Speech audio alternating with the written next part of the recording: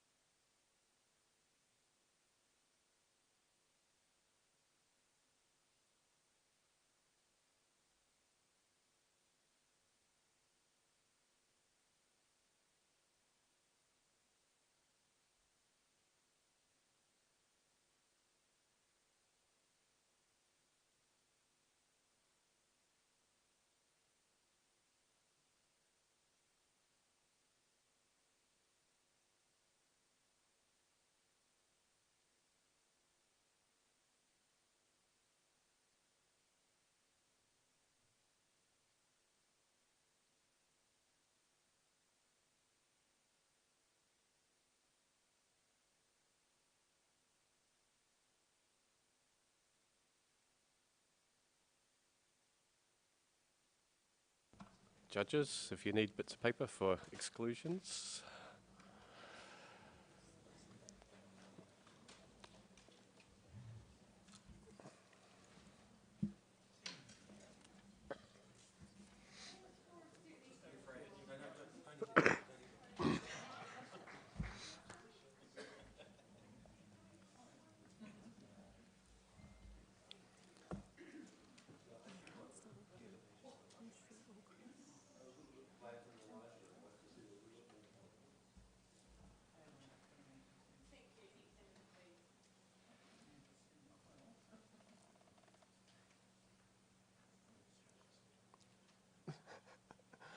It just disappeared on us. Oh, I don't want to do an intro until we're ready to go. Hey? Live stream's on. Okay, ladies and gentlemen, welcome to the Illustrative category judging here at the Iris Awards for 2023. We'll just do a run through of the images first, and then we'll go into some more details about the category and outline a few other things too. Okay, so we're just going to do a run through of the images to be judged.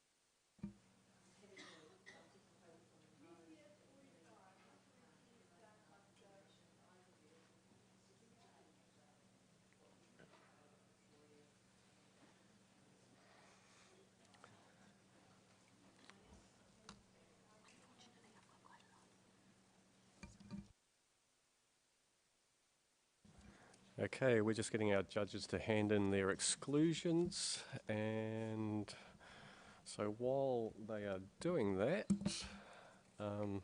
I am just going to read out a few details about what's going on here. First of all, my name's Paul Daly, and beside me we have Jean-Marie, and we are your panel chairs for the day. We have a very distinguished number of guests, very distinguished judges today, and I'd just like to go through each of those judges who we've got here. And we've got Faro Yavari, Amber Griffin, Janine Fletcher, Johan van Kaan, Chris Anderson, Roger Wanderlus, Chris Saunders, and Esther Bunning. So, and one other Mandarin. I don't know Mandarin's last name. Montgomery. There we go. There we go. Sorry. So many names. Okay. So I'll just give while the exclusions are being inputted into the system, I'll just read out the category description. It's a fairly short one, but so everybody that is listening online knows what we're looking for, or what the judge is looking for. So the illustrative category is for photographers, is for photographs intended to illustrate concepts and ideas that provide a narrative to provoke the viewer in a thought process, includes photographs taken or produced to illustrate a subject or topic. So pretty much anything goes. So we're going to have some very interesting imagery to look at. The category is sponsored by NZIPP. So go us. And we thank NZIPP for sponsoring this category. And so we are just getting the final exclusions sorted out into the system, and then we'll be able to select our guests, our judges. Jeez.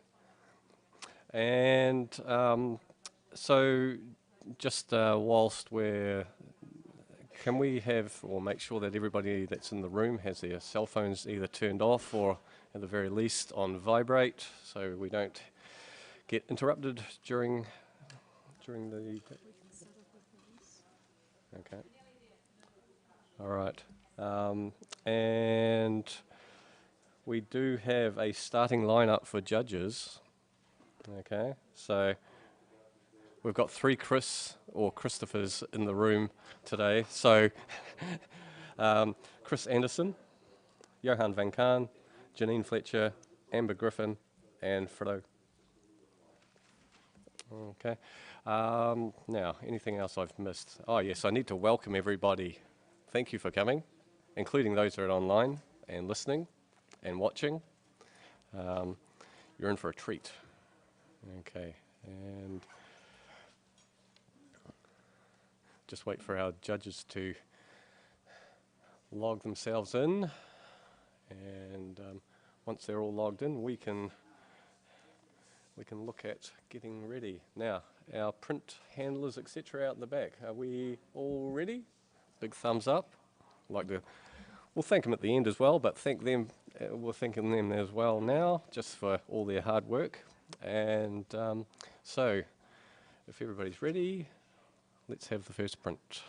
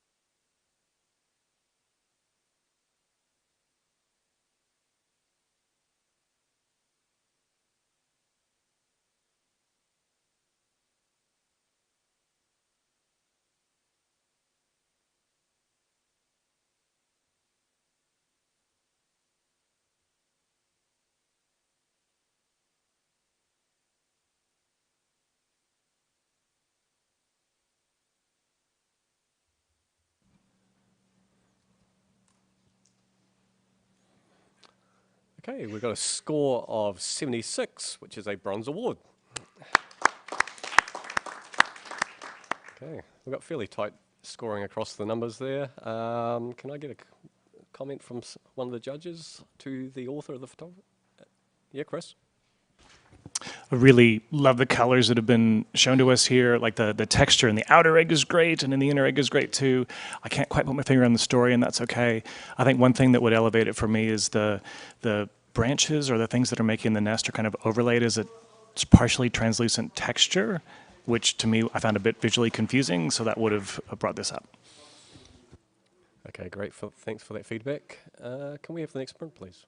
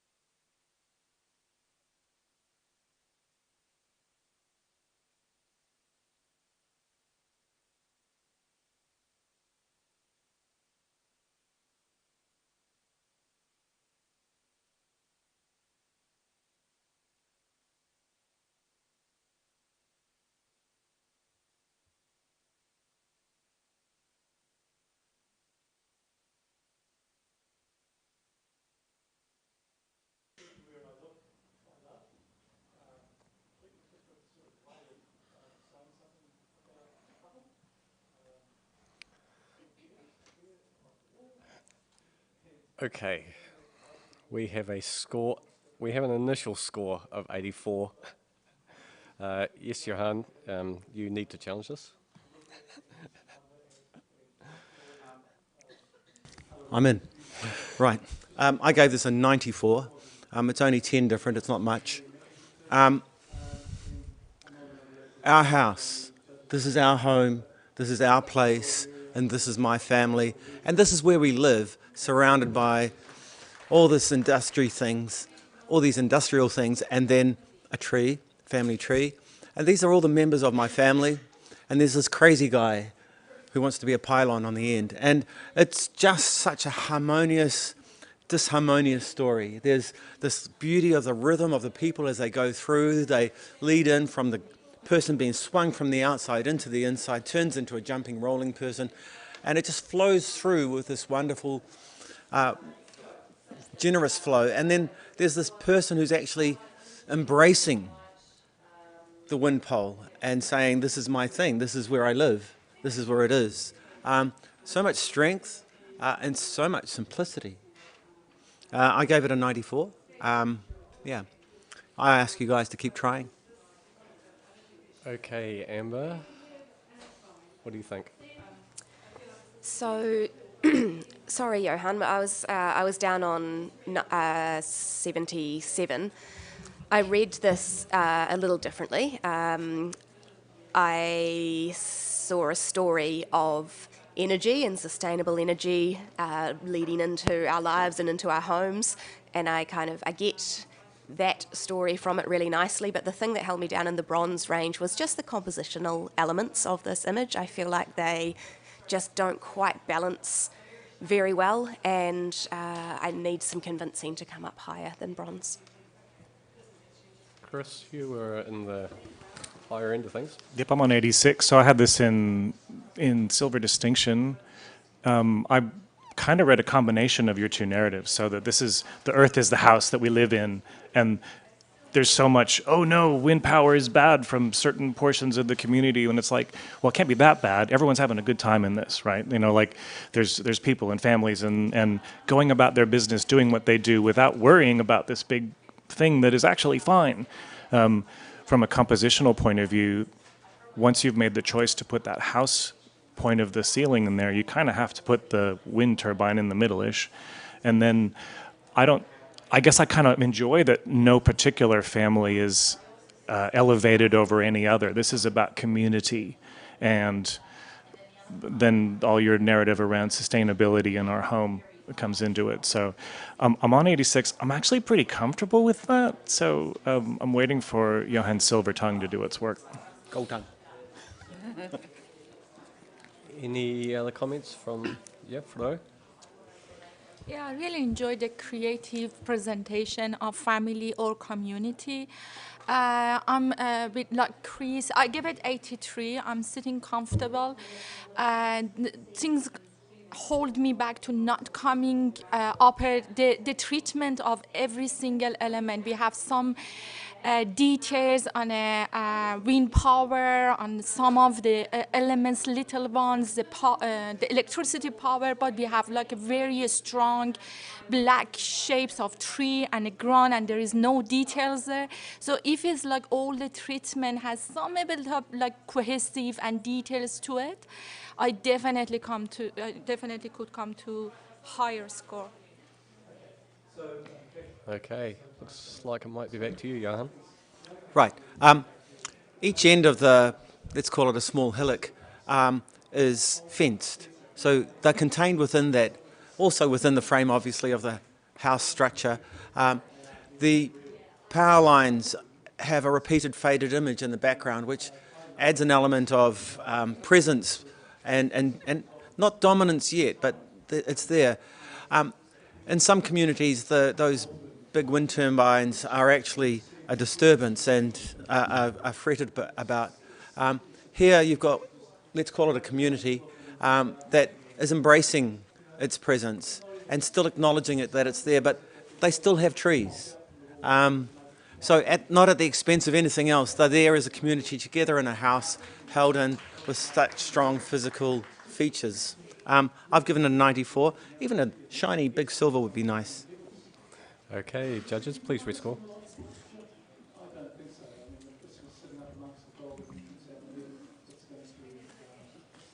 Okay, 85, silver distinction. Yay.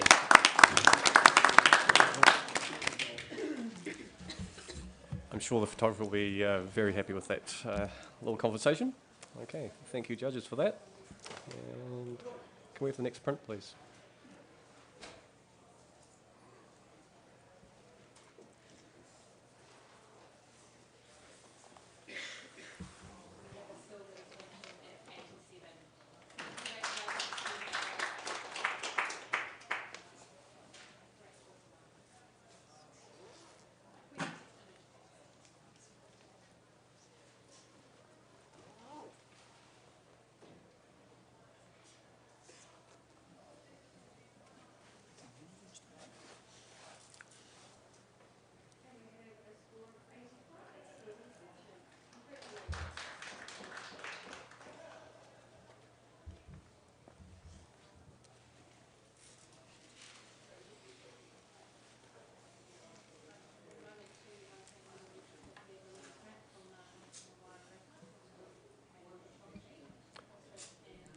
Okay, we've got a score of 78.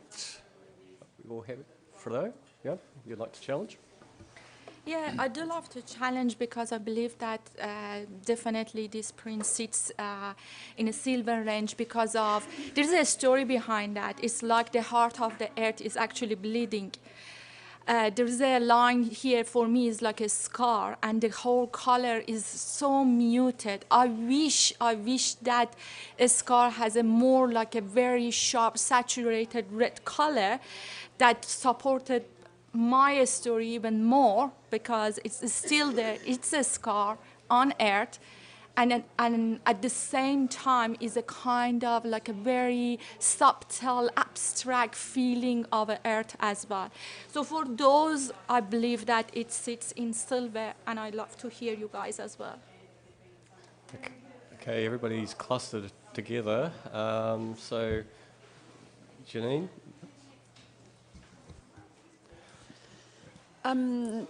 I enjoyed this landscape. I saw it as being a really feminine kind of form, gorgeous curves.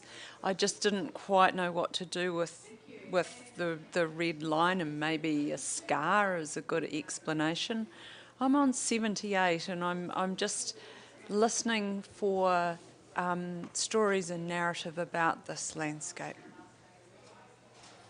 Okay. Now I'm looking down.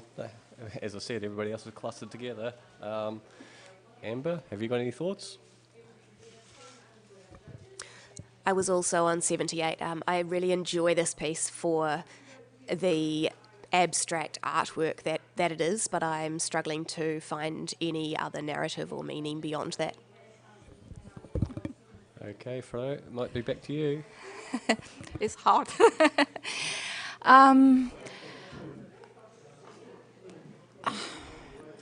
Yeah, I really enjoy you added, Angela, you added the feminine form as well. I can see the feminine form too. So there definitely there is different interpretation of the heart, bleeding of the heart of earth, the feminine, everything. But I think it still is very, very nice print, beautiful paper choice. Just revisit and give it the score you feel comfortable. Okay, let's rescore.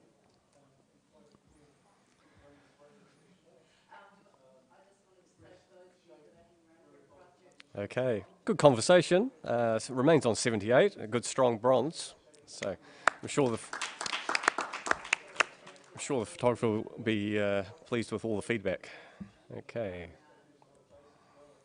Can we have the next print, please?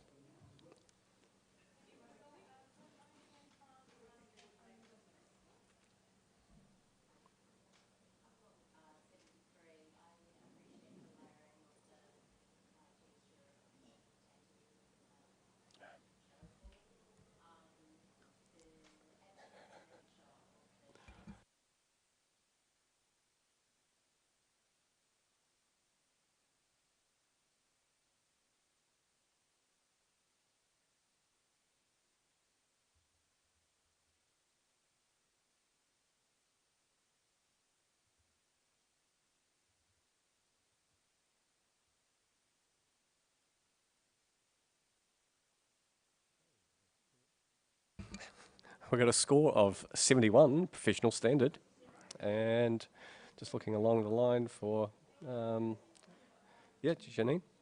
a comment for the photographer. Look, to improve this image, really consider just getting a little bit of clarity or around your subject. The background's really dark, so that we're missing quite a bit of information. And it is quite messy in the foreground, so quite hard to sort of read this image. Okay, great. Thank you for the comments. And can we have the next print, please?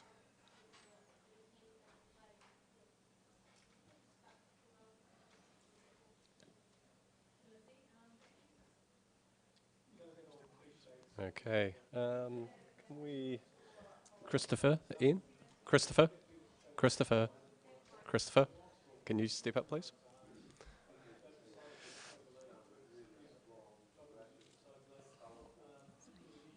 Yeah.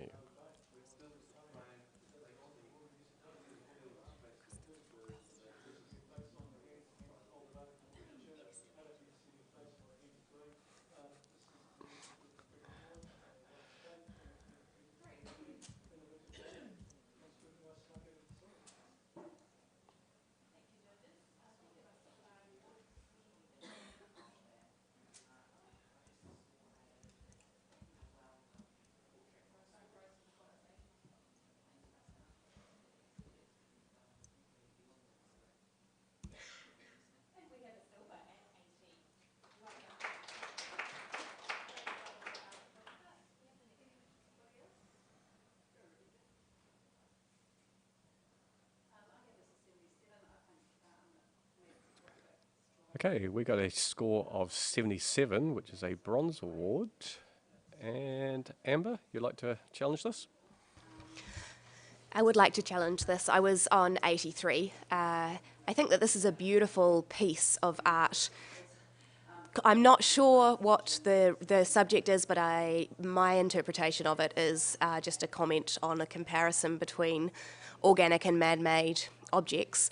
The reason why I have it in the silver range is because of the really beautiful way that the photographer has constructed this composition. It's symmetrical, yet it's asymmetrical. There's this beautifully satisfying asymmetry to it, and I just think that the whole composition works so cleverly. Johan, yeah?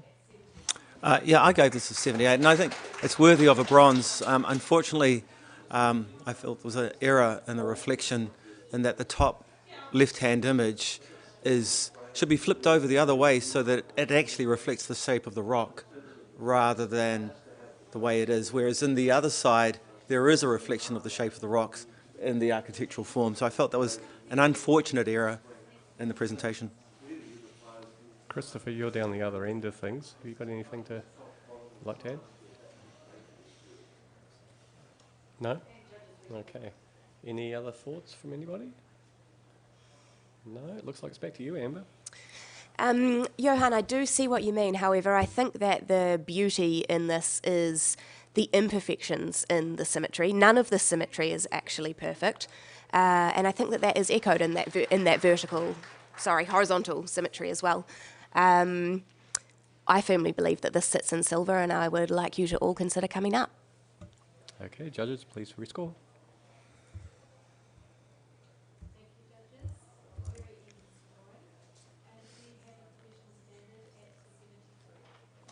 Moved it at 1 point to 78, which is still bronze. Solidified that again. I'm sure the photographer will enjoy the vast amount of feedback they're getting. So, right. Next print, please.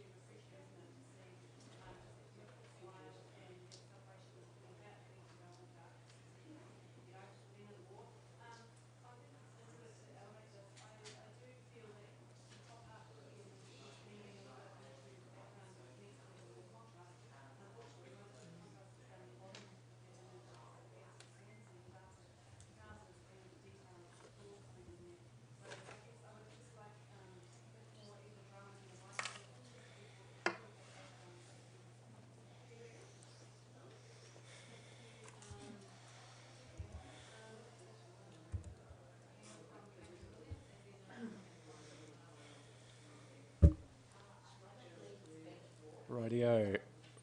We have an initial score of 89, which we've got two people. Well, who wants to take it? Johan, you've got the highest score. You go. Yep.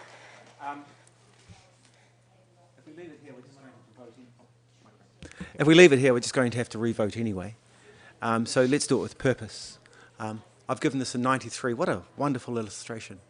What a wonderful presentation to us. What a feast of information. What a feast of incredibly well-crafted information. I now understand what a mermaid is. I gave it a 93. It's such a strong image and so simple. No, not even simple. It's complex. And there's so much to enjoy about this. Yeah, come up. Okay, there's Please. two on the supposed bottom score of 87. So, Chris, would you like a... Yeah, I'm way down low on 87. This is pretty wonderful. Agreed. Like now I know much more about marine biology than I used to. The attention to detail, like I loved it, and then the little numbers. So the individual numbers with little fine lines that draw the viewer's attention to the individual parts makes me imagine the page that's next to this. that starts to write out what the two different related species are. Why am I only on 87? It's for the pickiest of reasons. It's really picky. Those little corners that are in each of the, like there's 4 corners on the outside of the frame, and then each of those little mini frames have corners as well, and it's just scaled up and down. So it feels like the sense of detail is not maintained over both of those because the outer ones are scaled up. That's it, and that's a pretty wussy reason to stay where I am, so I'm gonna come up to gold. And Amber, we might as well all have a chat. Sure, I was on gold as well at 91. I just adore the subtleties that have been crafted in this image. It's masterfully created. I don't know how to answer your little quibble there, Chris, other than I feel that this is a piece that belongs in a marine museum, and that was my reading into why they have the fancy ornate corners on these pieces. But I think that the imagination and craftsmanship that has been used to create this is just wonderful, and it certainly deserves to be in the gold range. Janine? Look, I was right up there too on 88. I can forgive the corners. I'm okay with the corners. What actually sort of just pulled me down out of gold, because I really wanted to go there, was this is like a museum sort of presentation. It's historical, and I felt like the look of the mermaid's face, well, there's 2 of them, faces, just didn't hold me in that kind of feeling. They were really beautifully clear and black and white, so it's almost like a sepia kind of tone. Would have looked so much better, in my opinion. So yeah, any thoughts on that would be welcome. And Faro? Yeah, I gave it 87. I really wanted to come to gold, and the reason I didn't, because I feel like, yeah, exactly the same. The feeling like everything is perfectly illustrated there. There is nothing really dramatic error there. I can't be picky with anything, except there is nothing really happened there as well. This is a mermaid, and why this is a study about mermaid. That's what a question of how, and I'm looking through all elements, and I couldn't find in any single element that pushes me to excited and come up to gold. But I'm listening, Johan. Okay, Johan, wrap it up. Firstly, Chris, to the corners, if they'd had really large corners around the hand, the other pieces, then there would have been a really disproportionate presence of those things. So they kind of needed to be smaller in some way. In olden times, they never really went to tell stories so much in their image, in their presentations of or illustrations of medical illustrations, and so therefore it's information as opposed to story.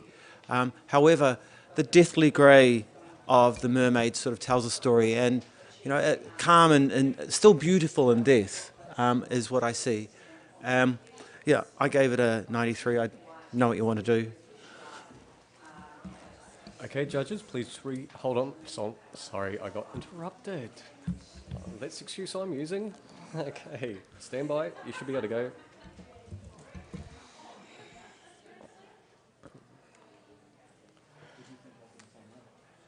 I did think you were going to actually talk a little bit more, to be fair. 91, Gold Award. I'm sure the creator will be very happy with that result. Okay, so can we have a blank screen, please? And we need to do a little change. Faro, can you go? You're required in somewhere else. So Mandarin, can you?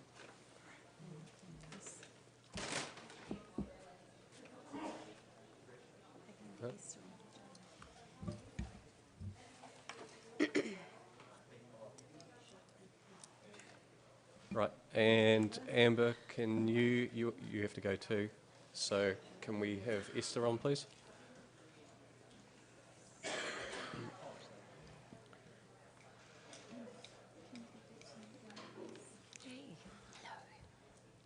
just got some of our judges being called away for other duties. So,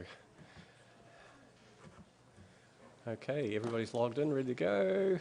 Okay, can we have the next print, please?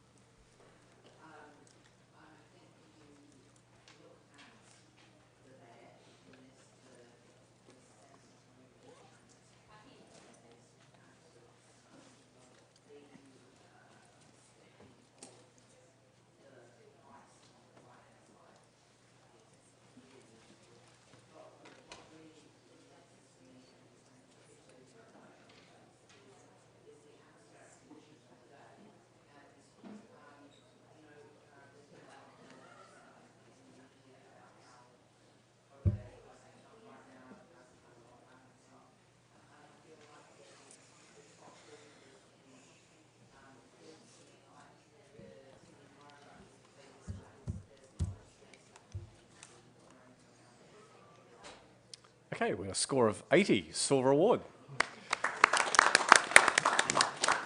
Okay, fairly tight scoring across the numbers. Can I have a comment from Mandarin? Beautiful visual communication, the large hands, the small hands, pulling at her jumper. She's got a really spot-on expression. I scored 81, and what stopped me from going higher was I felt that the positioning of the hands didn't really effectively communicate the angst that she was feeling in her face and the story being conveyed. Okay, great. Thank you for that feedback. And can we have the next print, please?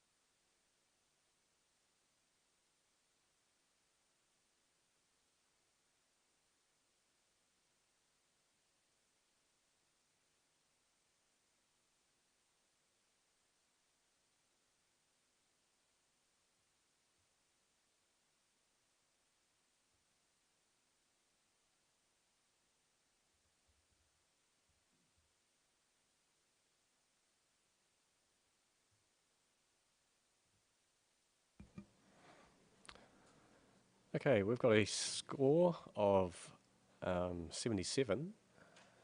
And are we all happy with that? Yep. Okay, so can we just have a comment from somebody? Yes, Esther. There's some beautiful energy in this and the organic movement.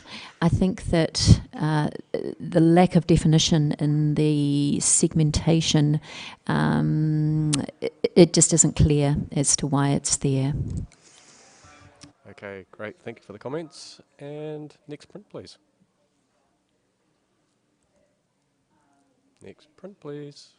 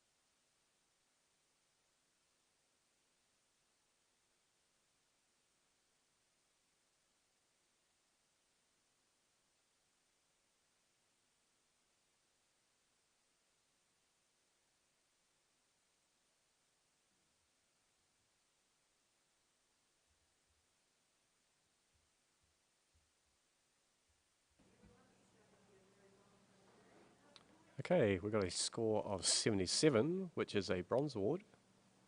Yep. Okay, Mandarin would like to challenge this. I gave this 82 because I feel that images, it's very hard to convey humour, and I found that there was a great deal of humour in this. Anyone who knows animals, I've got 2 dogs, that they can really hate being bathed or all different things.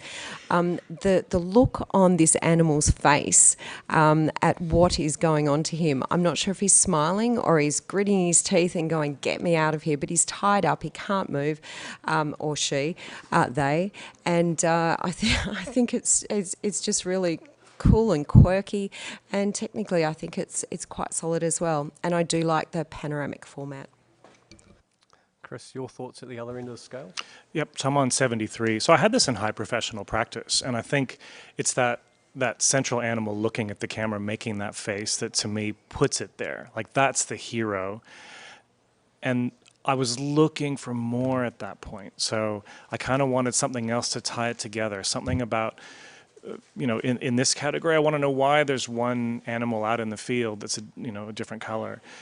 There's a few technical things that kind of bother me. Like I think the depth of field comes and goes as you work through the image. So that animal that's out in the field is softer than the mountain peak behind them.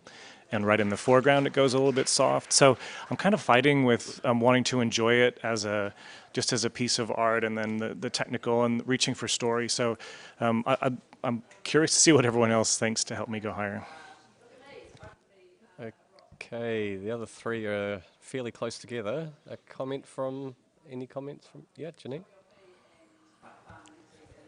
I sort of saw a bit of irony in this, actually, because it's clearly quite a harsh and uncompromising place if you look at the way the woman's dressed. The cows, I think, their feet are tied together, the front feet.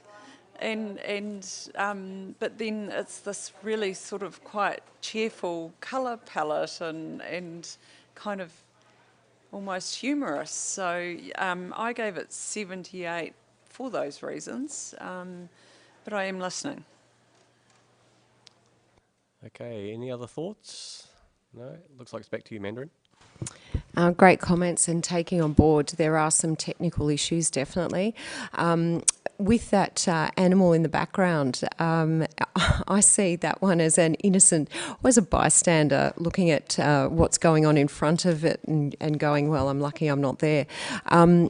I'm applauding the photographer for what I feel is really quirky and fun visual communication, and giving the viewer a laugh when they go up and really inspect, the humour in the image. So I'm very happy on 82.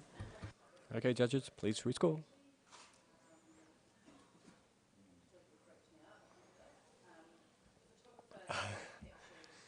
Congratulations, you've made a review situation. We're on 79. Okay, let me just push the button here. Okay, and the judges, you know what to do, either a 79 or an 80. Okay, and that's a 79, bronze award. All right, thank you for all your comments, and can we have the next print, please?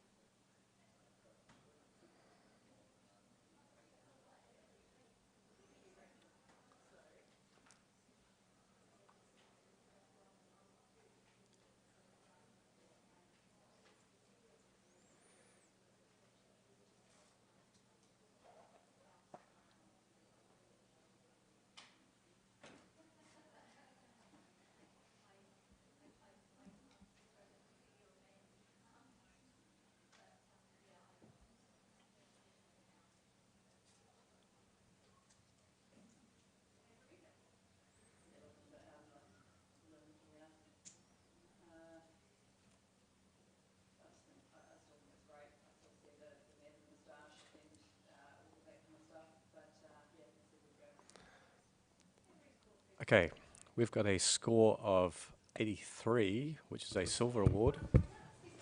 Mandarin. Yeah, I would like to challenge that.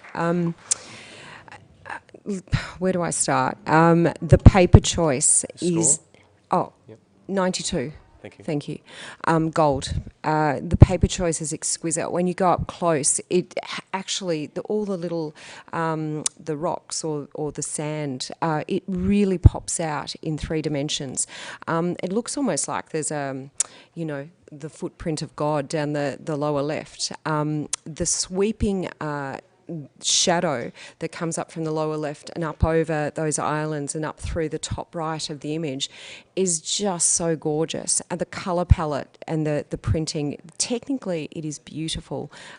So I'm very happy on gold, and I'd love to hear the others. Can I hear from Janine first, Johan? Just because she's at the lower end.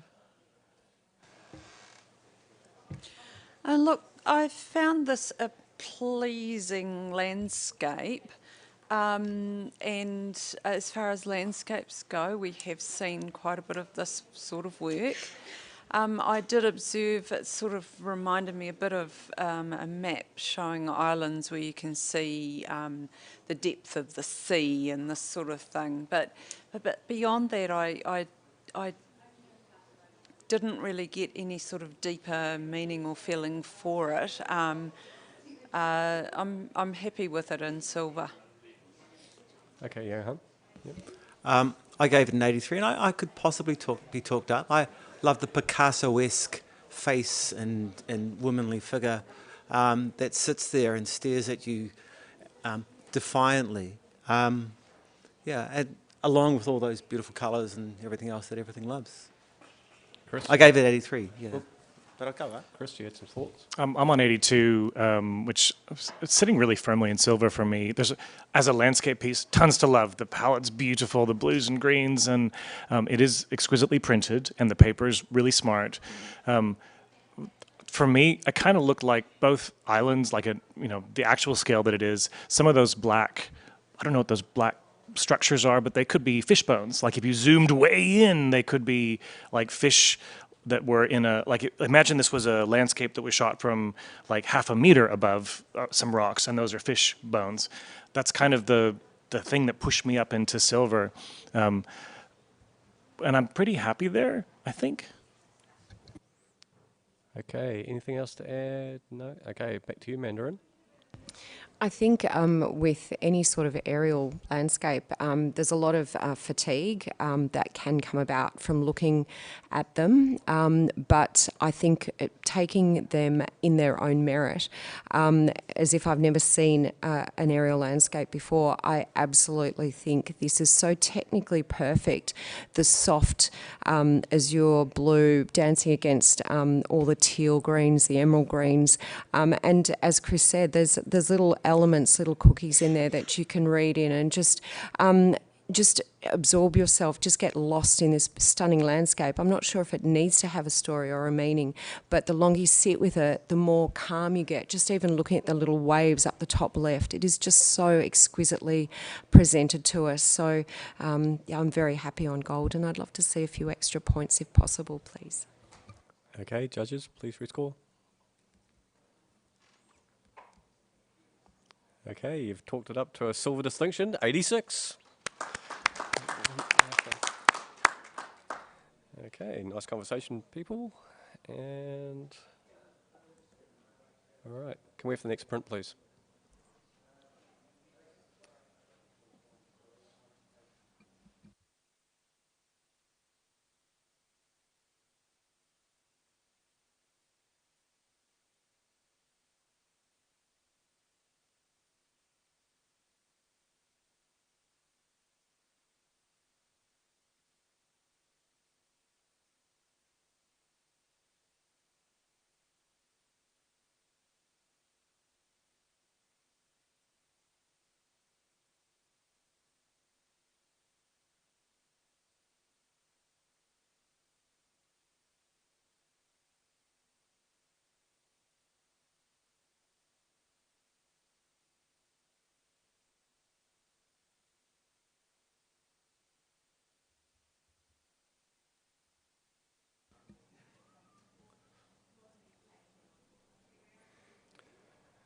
Okay, we've got a score of 75, which is a bronze award.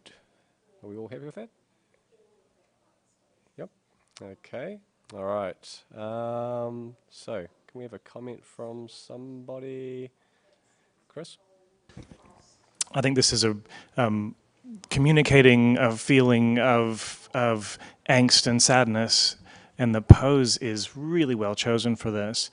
I think I'm on 72, and what would have brought me into the award range is if the components had been tied together a little more, like there's window light falling on the person, but there's not a person-shaped shadow in the window that's on the ground nearby. Things like that. In such a simple image, all those details need to be pretty spot on for us to fall in love with it. Okay, great. Thanks for that feedback. And can we have the next print, please?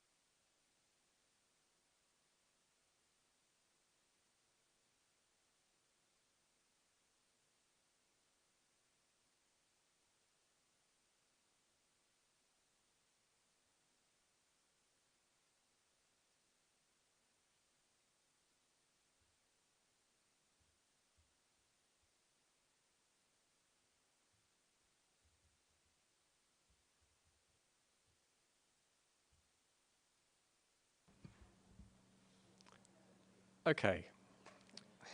We've got a score of 89, silver distinction. And Mandarin? Yep. Am I the only one that's... No. You are the only one in gold, yes. Okay. But everybody else is very close in the top end Yeah, silver. okay. Exquisite work from the photographer. I scored this 95 gold distinction, and there's many reasons why, so I'll try and be succinct. Let's talk about the lighting. Absolutely exquisite lighting on all the faces, especially the central figure, that short lighting, it's just stunning. The glow of the image. When you look at it front on, it's got that beautiful circular shape, both in the bottom plate and in the background. Anyone who photographs groups of people knows how exceptionally hard it is to photograph groups and compose them in a way that's really pleasing, which this has been done exceptionally. We've got stunning little tiny elements, all the background, those trees, it's exquisite. I don't know well, I can keep talking about it, but I'd love to hear from everyone else. Sorry, Chris, you're at the bottom end again. Well, I'm on 85, so I don't hate it. I put it in silver distinction because I think it's a beautiful piece of art. I think this is the same person photographed multiple times rather than a group, so I understand what you're saying, Mandarin, but I think the challenge level is a little bit different when you do it that way. I don't know what it's communicating, and I'm okay with that. I struggled a little bit at first with that left figure just protruding from out of the frame, and I'm okay with that. She's walking into the image. I think I was a little picky. There's some areas around hands that feel like they're not bedded in as well as they could be, and I really wish that one of the trees in the background wasn't cloned left to right, because when you see stuff like that, it's like, oh, okay, now there's a person who made this, as opposed to a piece of art. Those are pretty finicky. I can rise higher in silver distinction, but I want to listen to some more about why I might want to go into gold. Johan? Okay, I gave this an 89, not because I was indecisive, but because I really, really, really wanted to go to gold. But what held me back, and I'd love a good explanation, and if you do that, then, you know, glitter and balloons and everything. On the central figure's face, there seems to be like a veil that comes down, or it looks like a floor more than a veil, and I'm not sure what it is, and I'd love an explanation. It seems to drop down from the headpiece, but it doesn't seem to be authentic or real or belonging. Esther or Janine, have you got anything? Oh, I just found a reason. Oh, okay. Is she holding wedding flowers? I don't know. Anyway, I'm confused. Help me. Okay, Janine's got a hand up. I contemplated the wedding scenario too, but I was wondering, because we're using the same person, and it was like, oh, is there something in mythology that I'm kind of missing here that could explain it? But the central woman, I think I was wondering whether it was more like a halo. She is a goddess, not getting married. She is a goddess, and these other people around her, which are actually her, are affirming that with their posing and what they're doing and how they're communicating with her. So I'll just put that out there.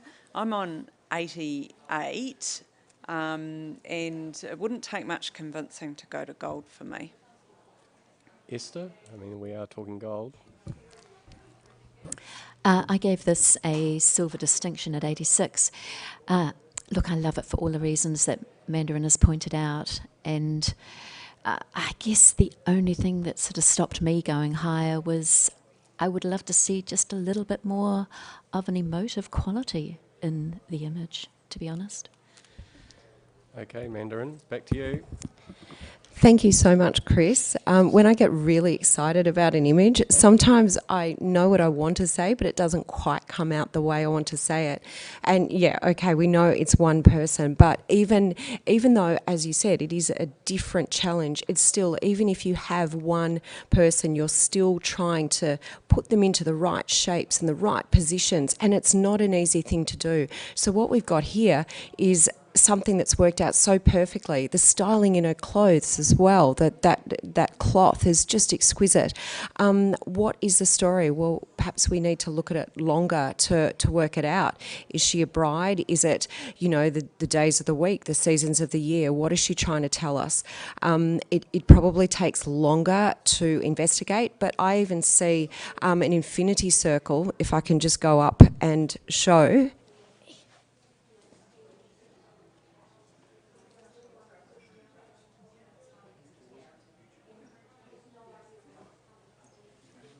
So I hope that made sense, sort of up around the figures on the left, and then through the arm, back up through the central figure, then around the figures on the right, and then back down. So no matter where we look in the composition, we always come back to the central figure, which is so perfectly positioned, composed, colour palette superb.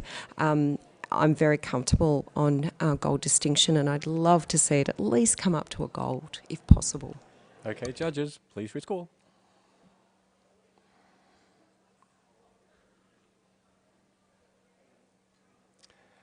Congratulations, 91, gold award.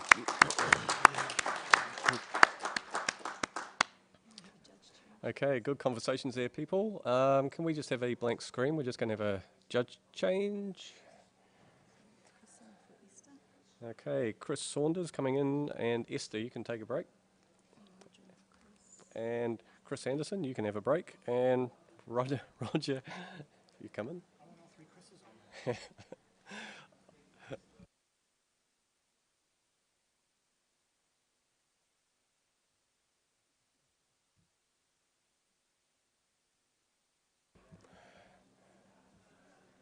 Okay, when everybody's ready, and can we have the next print, please?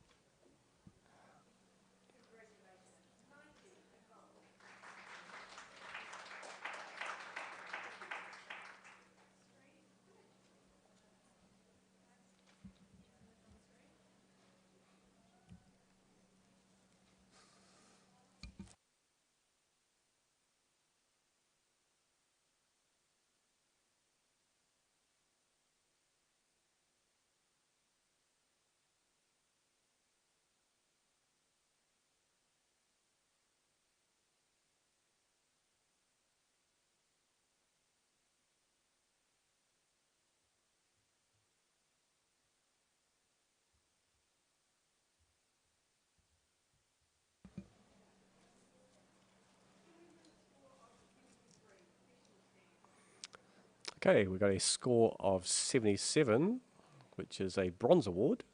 Are we all happy with that?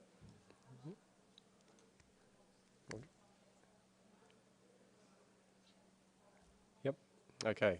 Sorry, I was just doing a bit of admin at the same time. Sorry, can we have a comment from somebody? We'll go, Chris. Seems you're new. Yeah, I guess a very clear narrative in the story.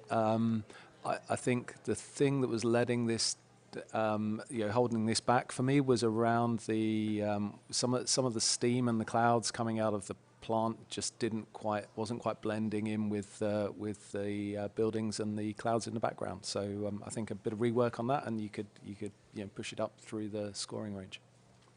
Okay, thank you for the comments. And can we have the next print, please?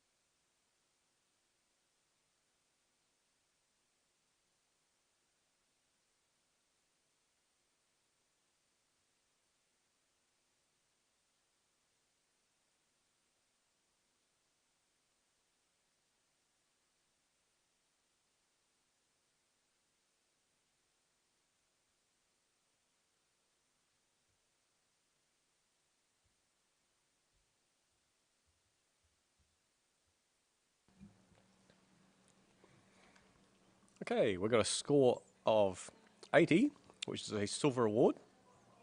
We're all happy with that? Yep. Okay. Can we have a comment from somebody? Mandarin, yeah. This is a really interesting way of showing 4 fish in a tank, we assume it is. I was on 75 and perhaps I was a little bit harsh and I really wanted to love it. When it turned around, I did. When I went up, I wanted to see a bit more of an artistic feel, maybe a texture overlay, maybe better compositing, better cutting out of the fish to really give it a more artistic feel that went with the way the image looks from a distance, which is a little bit more artistic in its representation. Okay, thank you for those comments. And can we have the next print, please?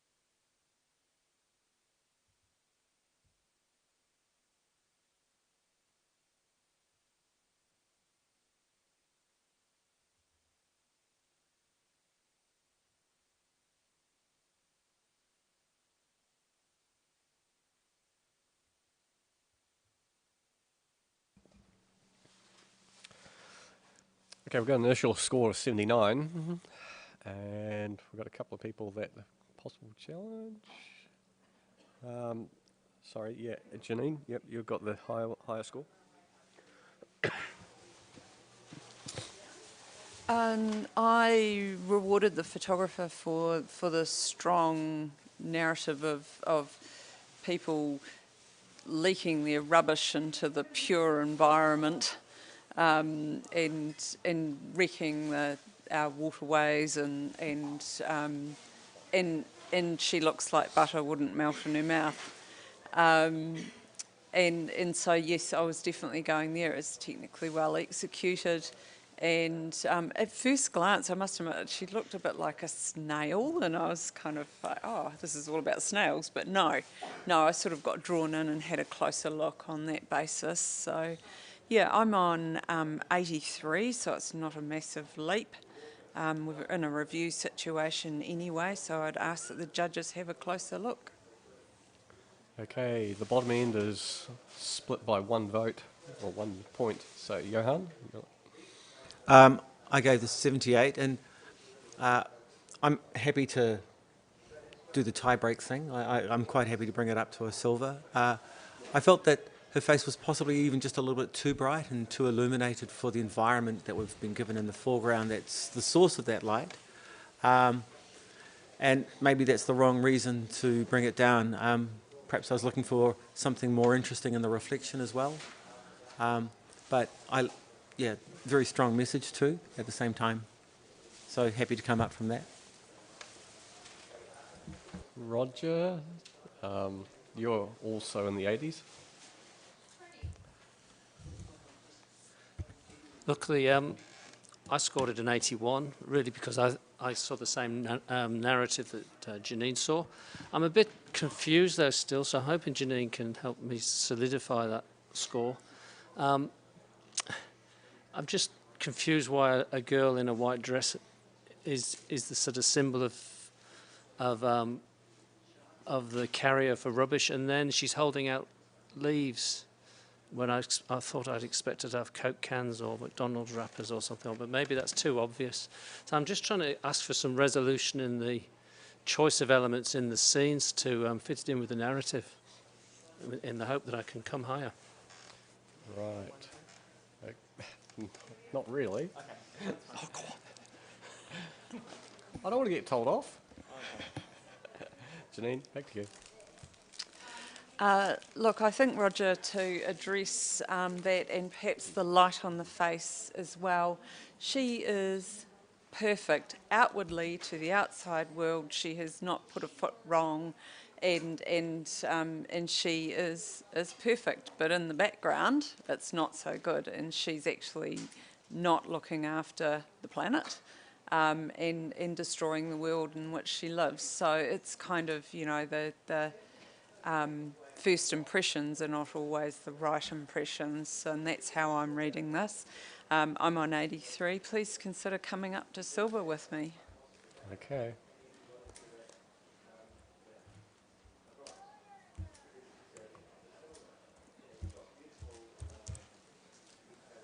Oh, good conversation. 82, silver award.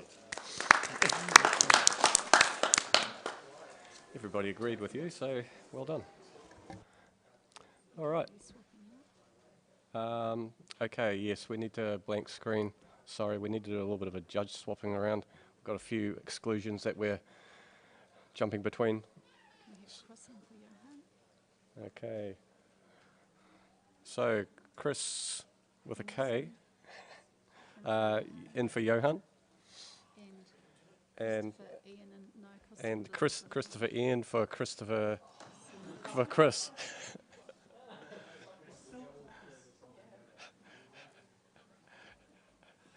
It's not going to happen.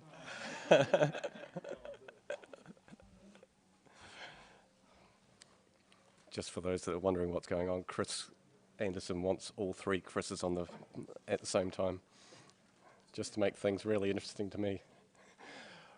Right, are we ready?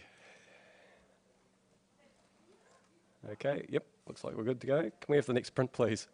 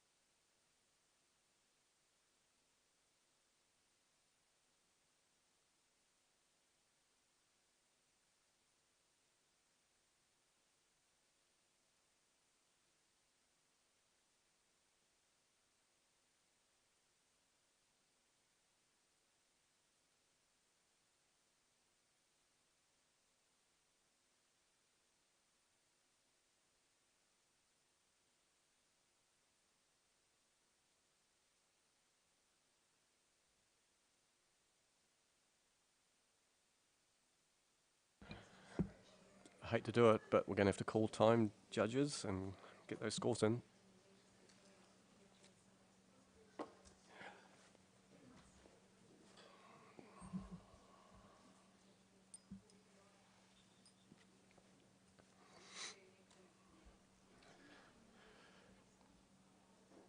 Right. Straight off the bat, 95, gold distinction. Well done.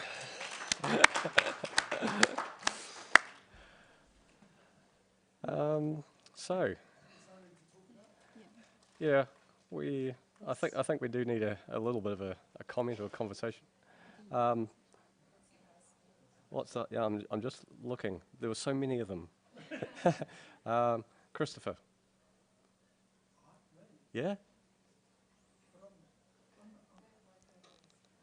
Yeah, actually there's 3 of you.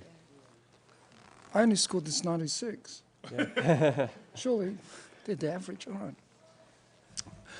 Okay, this is, I have very little fellowship with constructs. That's why I excused myself from a certain category yesterday, because I do mark them quite harshly. This is perfection. I actually would love to own this. How much can we talk about this? The woman isn't the idealised woman. I think that's a plus, because you've gone for the norm, and she's beautiful. It's got that cross between the Metropolis woman, if you know the Fritz Lang film, and then all the books on Grey's Anatomy that go back centuries, where cadavers were stolen from, oh gosh, I could go on about it. The cadavers were stolen from freshly dug graves so they could be dissected. The hideous nature of when you peel back flesh from an incredibly beautiful human form and you find the functioning body underneath. There's so many elements to this. This is handled exquisitely. It is, the colour temperature wins me. There is just a beautiful sense of aged. Anyway, look, everyone's going to have a chance to rave about this. It's perfection. At the low end. It's hard to say that at 90, Janine. Look, I was a real tightwad and only gave this 90. So I totally was, this is the anatomy of an angel presented like Grey's Anatomy or Vitology texts. And the rendering is perfection. The golden angel-like tones, brilliant. Every element has been so intentionally thought out and brought in front of us for our enjoyment. Roger? Just a small detail, but it's like the icing on the cake. The writing is in Latin. It's, that's just takes it back to where it originated from, really. But just every detail's been taken care of. Mandarin? I'm on 95. It is superb. It's like life, death, rebirth. When you go up and look at all the little elements, I'm going to be the devil's advocate because I actually want to get this up much higher than it is. So I want someone to explain to me the burning heart. Okay. Chris? I don't have a burning heart explanation for you. I'm kind of ashamed that I lost my nerve and only went to 95. Shame on me. There's so much information in here, the dissection of this angel, and I think one of the things that I particularly love about it is it's horrifying. I mean, this should be this is a magnificent, heroic, angelic creature, and it's been all of its glory and its magnificence has been stripped away to see bone and sinew, and the expression on the face when it's there is surprise, like, what? This isn't supposed to happen. For me, the icing on the cake is I didn't know angels' babies came from big eggs, but they do, and there's a dissection, there's a baby skeleton in there, and you can see the egg in the uterus, and I think I could probably spend another 50 minutes on this. Find like the halo. You can see the halos on the ones on the top. There's so much information here. It's glorious. 95 is really wussy.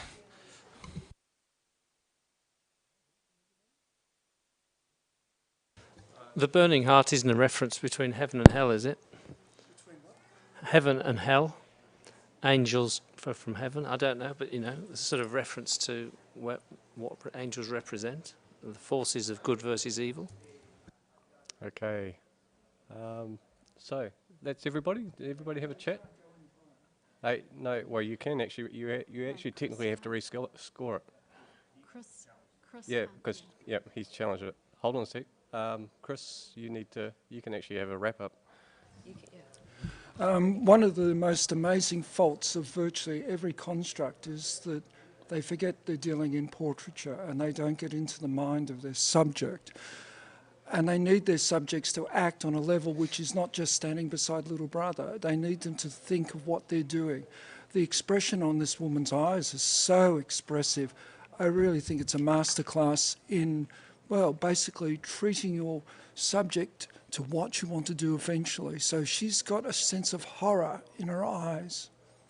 It's gorgeous. This is, as I said, the Metropolis woman that comes out during that 1925 film, she's got all the power in that head without even looking at any of the peripheral details. It's a gorgeous portrait, and the texture of the wings, masterclass in printing and lighting. Look, if you can, I'd like you to come into the highest category. I can only go to 96. I don't want any hundreds. That's silly. Let's do some 99s. Okay, judges.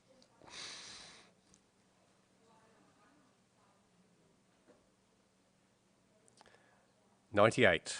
Gold distinction.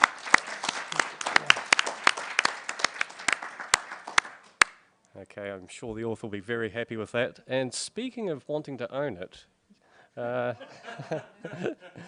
the authors of the images can actually put the images up for sale, which can then the proceeds go back to NZIPP for the running of the institute and whatnot.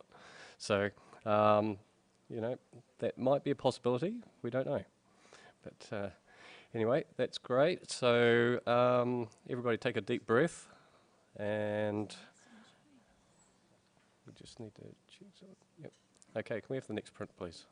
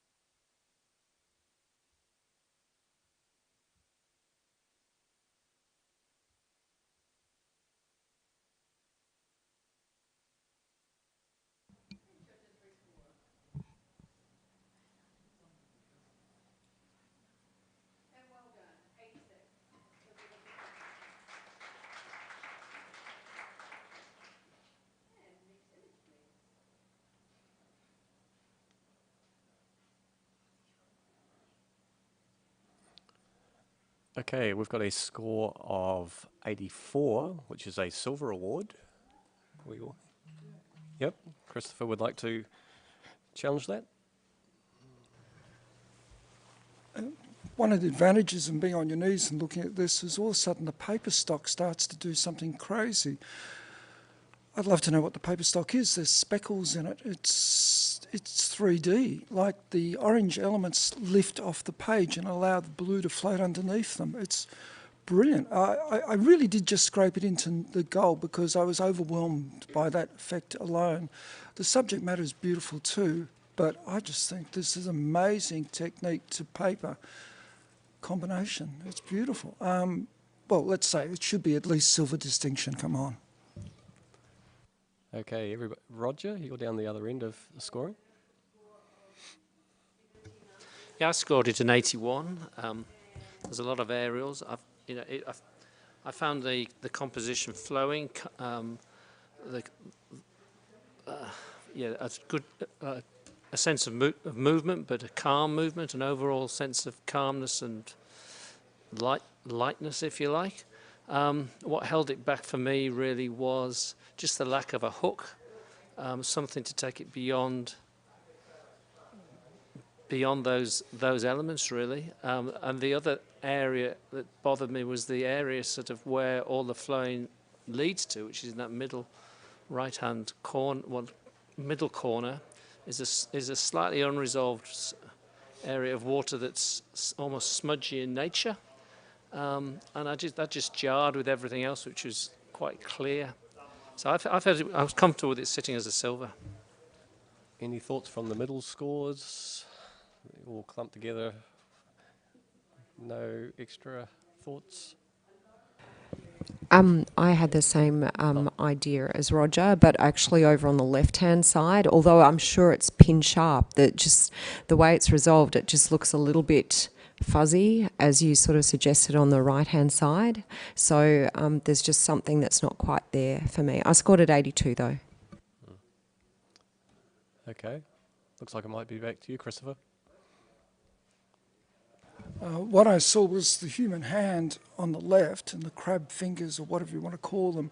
They are so elevated off the page, and if you move laterally across, the same texture is very subtly applied in the light blues. So to me, it was beautiful technique over with this paper stock. I just think it's a marvellous combination. Excited, yes, I was very excited to see something that was so textural in a 2D format. So I think this is at least silver distinction. I'd love you to at least contemplate going up a few points. Okay, let's rejudge.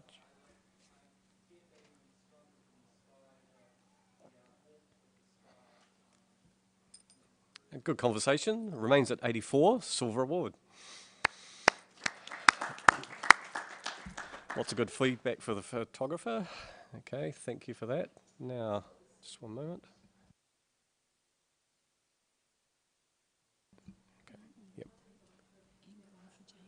Okay, Janine, you need to have a, oh, sorry, blank screen, please. And Janine, yep, you can take a break. Amber. Thank you.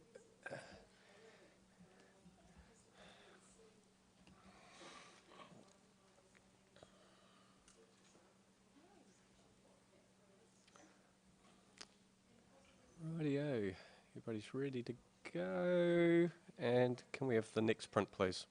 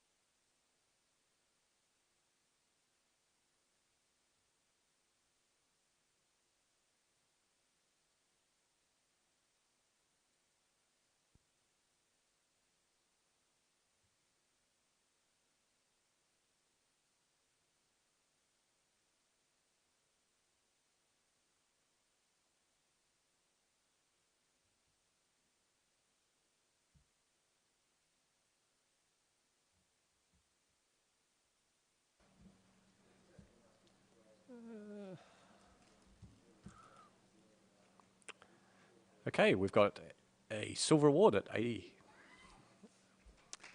A delayed response there. Okay, so just a comment from one of the judges, please, for the entrant, looking along the line there, and maybe Chris. Oh, sorry, picking on you. There's two of us. If only there were three of us. I think this is a great composition, and I really love the color tones that are flowing from the background through to the blue tones on the dress. There's a story being told here, and that balloon has the word reality on it, and it's like that's it feels like that's the key that should unlock the story for me, but the story wasn't quite there to unlock, so I feel like it's not fully resolved. And I'm not quite sure what you could do to improve that, but I'm on 81 because I think it's beautiful. Okay, great. Thank you for those comments. And can we have the next print, please?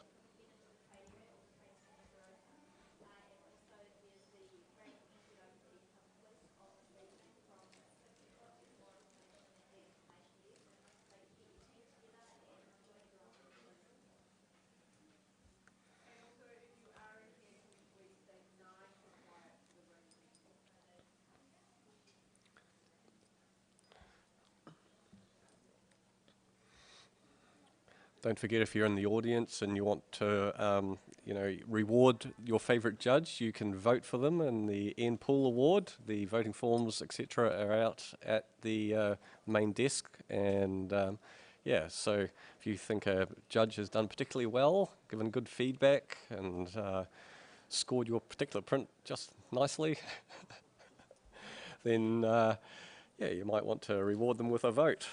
And they're in the running for the Ian Poole Award.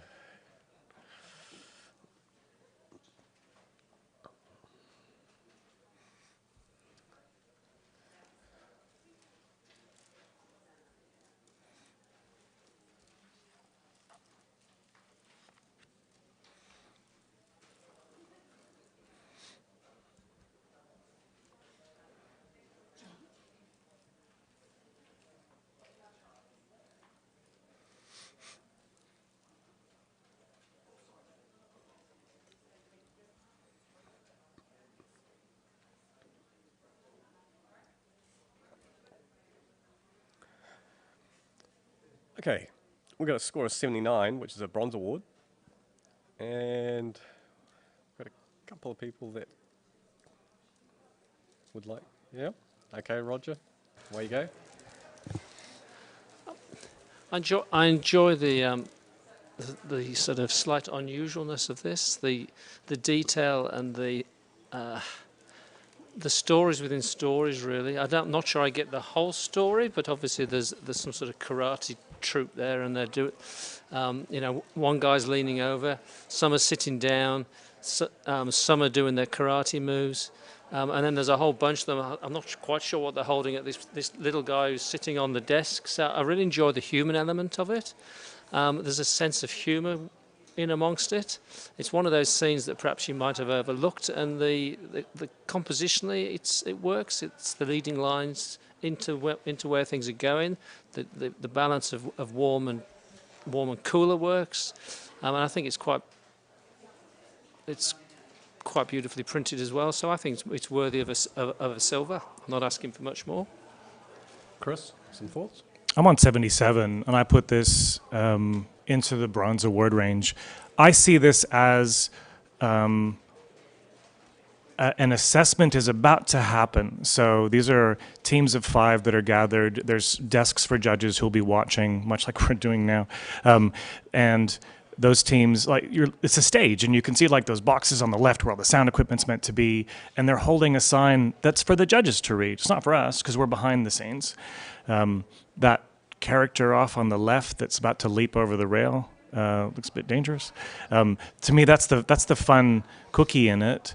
And that sort of excitement about the thing that's about to happen is what got me to where I was in bronze. And I'm pretty happy there. Mandarin, you're up in the silver range. Yeah, I am. I quite like the quirky nature of this. When I first looked at it, when it turned around, it sort of looked like one lone little soul up in the back stands being, harassed by these soldiers almost. But obviously, it is, they look like they're rehearsing for whatever they're doing. It's really well printed. It's well composed. It's well seen. So I think it is worthy of a silver. Any other thoughts? No, it looks like it might be back to you, Roger. Yeah, look, I think the guy leaning over the banister is just the first talk. Actually, if you go back and look at it, if you look at each individual person, you'll see more. I've already just seen a couple more. There's a girl off to the left, and she's holding some sort of mirror up at herself. So there's a sort of vanity thing going on, and then there's the guy just sitting forlorn on the top of the steps. So I'm just loving all the little human element stories in it, and I think it deserves more than the bronze.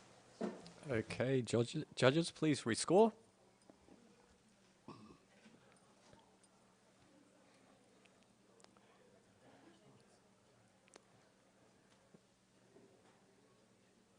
Okay, you brought a few people along for the ride. 80, silver award.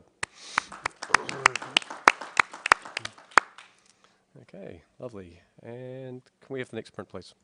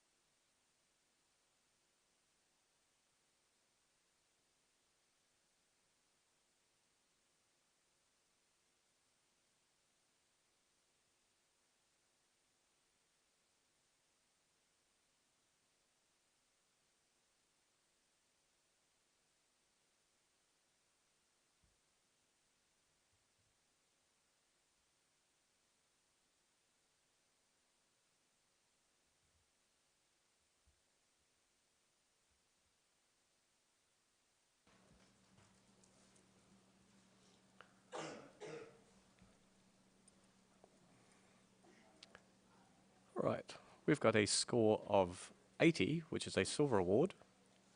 And Roger? I'm feeling like I'm out of sync here.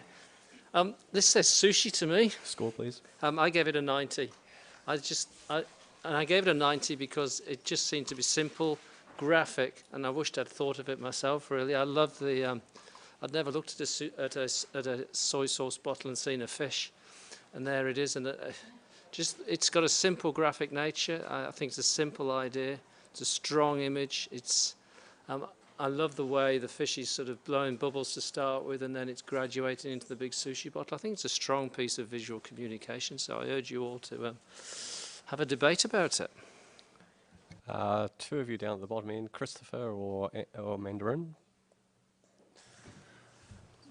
The fish itself is not sharp, but I actually see that as a depth of field trick to get us to think that these things that are expelling, this is how they make these little plastic things, the fish spews them out, is actually coming towards you. So that's why they're getting bigger, because they're coming towards you. So the big one at the top has to be super sharp, then they become less sharp until there's a slightly out of focus fish at the base.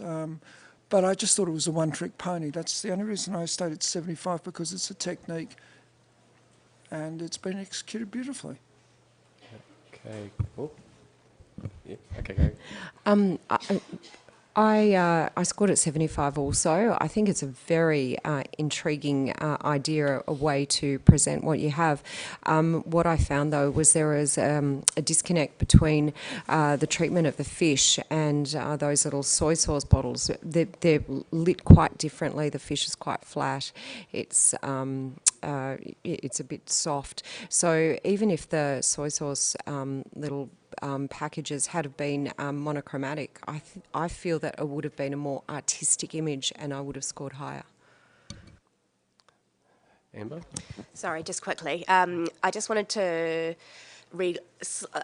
tell you a slight more narrative that I found within this image. I think that this is actually a comment on our gross use of plastic in the world. I feel so guilty every time I get those little soy sauce fish in my sushi packet. And we all know about what's happening with plastics in the world and being found inside fish's guts.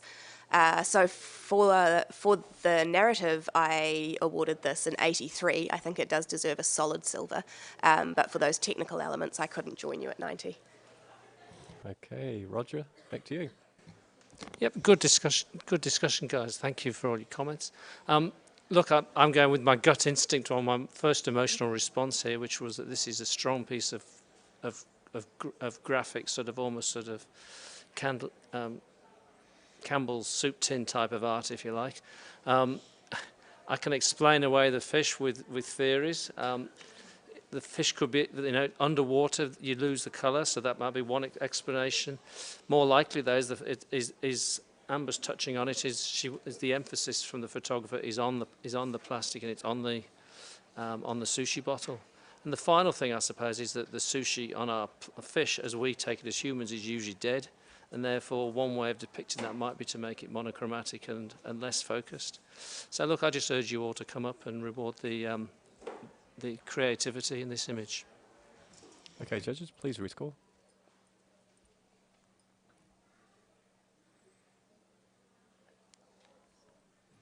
Okay, 83, silver award.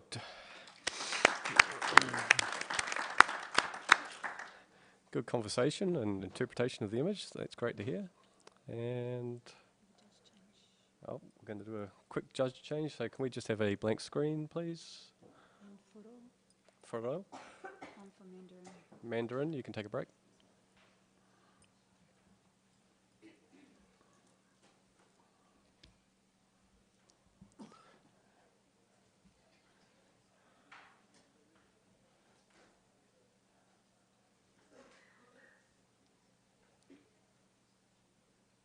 Okay, and I think we're ready to go. So can we have the next print, please?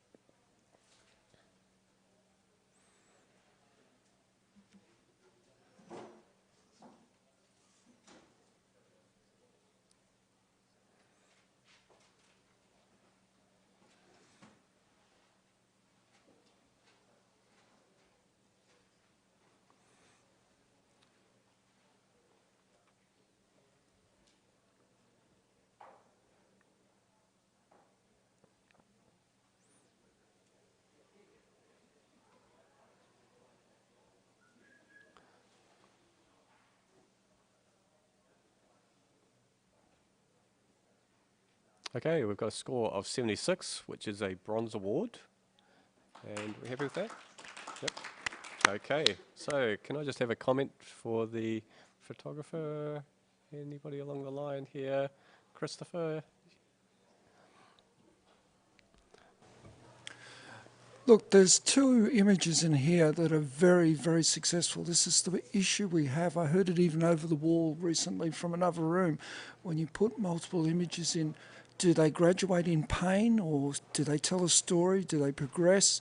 Or are there going to be highlight images and images that fill the gaps? And here we have images that fill the gaps. There are two images there which are gold medals. They're really silver, easy silvers, but they're diminished by the effect of more plain photos where you haven't quite convinced the subject of the narrative of what you want, and the eyes aren't that expressive in those two images. Plus you have a printing issue. It is very murky in there. I can understand you trying to drive a narrative through that, but to be honest, it doesn't look good under these lights. Yeah, Amber?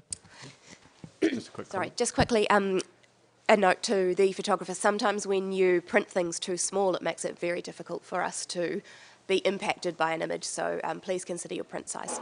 Right, yeah, good comments. Okay, great, thank you. Now, can we have the next print, please?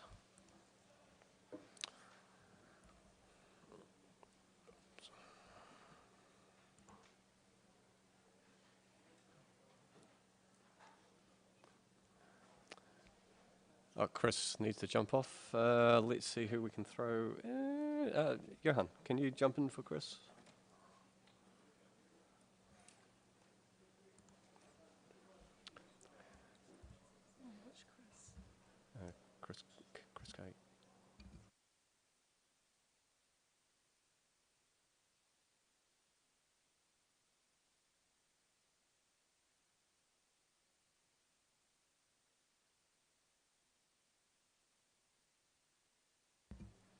And just a reminder to judges, I know that we've had some quite complex images that you've had to interpret, but if we could just keep our, we're running quite a bit behind time, so if we can make our decision making as quickly as possible, that'd be great.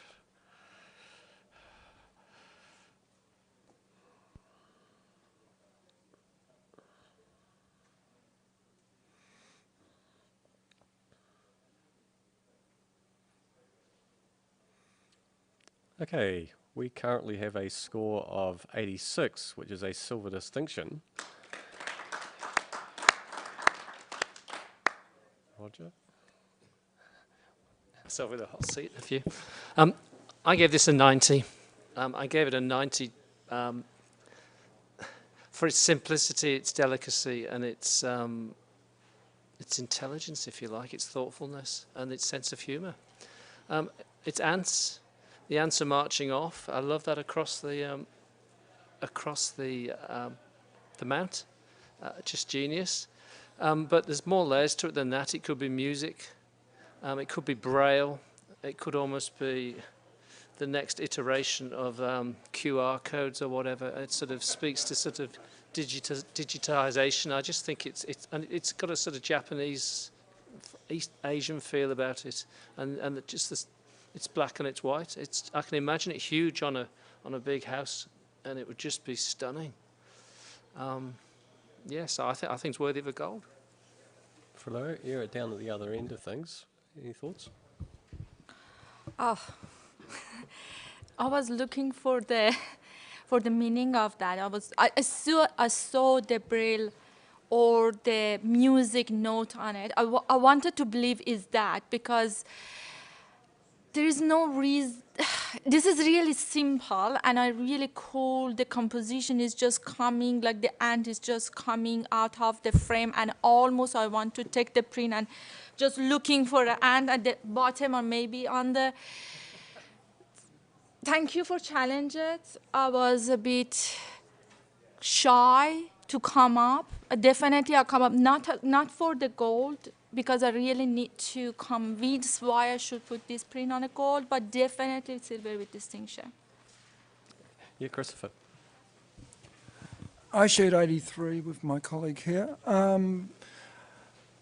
If it was braille, well, you are asking, drawing a long bow, how are we going to understand what those ants are representing? If it's a computer punch card system of some sort, my question would be, why so many lines? Surely one line or even just two would have the humour contained beautifully. A long, thin panorama with the ants breaking ranks to run away. So because it's in such a box, I have to think there must be a message, possibly in braille, that we just are hopelessly not understanding. Okay. Amber? Yeah. I was on 84, and I think I have underscored this. I actually think that this is a comment on like hive mind communication, and perhaps this is like a written language of the ant. I do really enjoy it. I don't think that I can join you on gold, but I do think that this deserves a silver distinction. All right. Go. I see this as ant prose. There's a bit of a tune there. If you go out in the woods today, you're in for a big surprise. That's BS. Oh, that's right. But the intelligence of ants and the annoyance of ants comes through in this. The fact that there's more of them coming in, it just reeks of, well, ants. I gave it an 88, and I'm going to sneak that up. Okay, Roger. It's just missing the pants. Look, judges, let's be brave. This is original. It's got a sense of humour. It certainly has. It's artistic and it's intelligent, and I think it's worthy of a gold. So I really encourage you just to take the ants by your pants and go for gold. All right, let's rescore.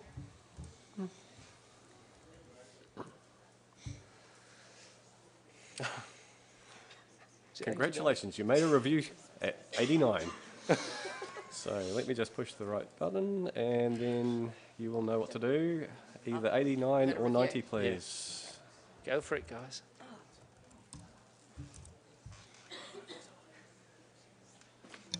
Okay. And it's good I can't get my words out. 89, silver distinction.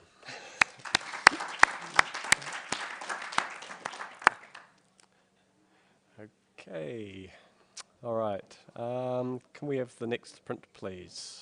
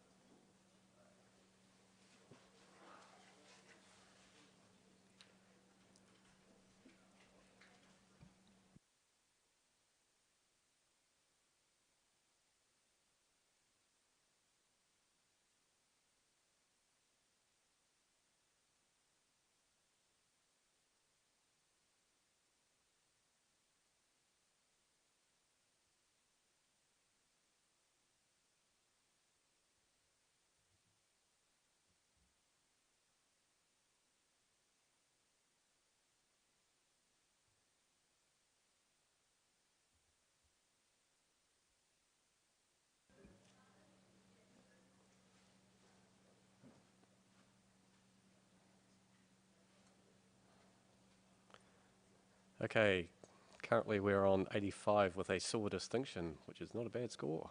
But are we all happy with that? You are. Okay.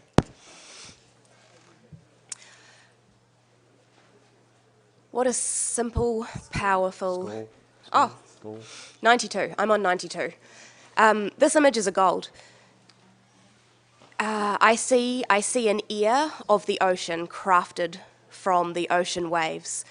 There is Mother Nature spiritually present in the bottom half of that ear, and I feel like this image is begging us to listen to everything that we are doing to our oceans. It's a beautifully crafted aerial shot, and it's a clear gold. 3 on the lower end altogether. Chris, or Thoreau, or who was the third one? Christopher. No, it wasn't. Okay, I'm going to go. I'm on 83. I had this in silver. As an aerial, beautiful. Amber, I love that interpretation. And I think that given that this is probably water, that really works. Just sitting, and while you were talking, I saw something else that, had I seen it before, I would have scored higher. When you're watching documentaries and they show those, they're diving really down deep into the ocean, and they shine a light on one of those creatures that lives way below the light reaches, and it's like a grotesque creature. That's what I see in this now. So it's that your interpretation, what it actually is, they're all different dimensions of the sea. And I think expressing that in what is an abstract aerial landscape is great. So I'm going to be moving northward. Okay. Christopher, are you leaning forward to say something? Yep. I'm going on a different line. I thought this was a piece of frost, a bit of a frozen section. And you've got, look, like 20 years ago, photos came back from the surface of Mars, and a shadow created by a rock looked like a human scream. And I see that in the top of this photo. There's this person there screaming. He's frozen deep. And below is the dead corpse of another human being that's frozen. So I saw it like that. I thought it was gorgeous, and I gave it 84. I'm still to be convinced whether it's worthy of going any further. But yes, there's 2 humans trapped in there. One has released and died, and the other one is fighting against it. And it is turmoil in that top circle, because that's the one that's screaming out. Any further thoughts from them? Yeah, Roger? As I'm spending time with it, it's almost got a shroud-like quality to it, which I kind of appreciate now. That's sort of like a gossamer, something sort of ready to come to life again. So yeah. Okay, is that everything? Okay, Amber, back to you. It takes an exceptional piece of work for so many different people to see so many different things in an image. I've also just realised that this is the shape of a monarch butterfly chrysalis. There are layers upon layers of meaning within something that's almost monochromatic. And I regret only scoring this in 92. I think that this is very, very worthy of a high gold. Please come up with me. Okay, judges, please rescore.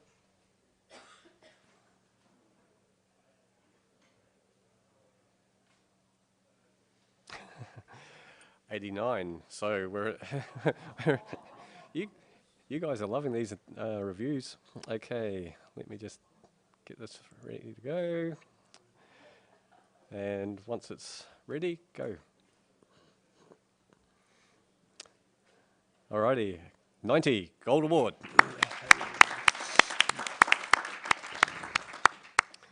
Okay, sure the photographer was very happy with that conversation. Now, can we just have a blank screen? And sorry, Faro, we're jumping you in and out between exclusions. So, Johan, can you go up, please?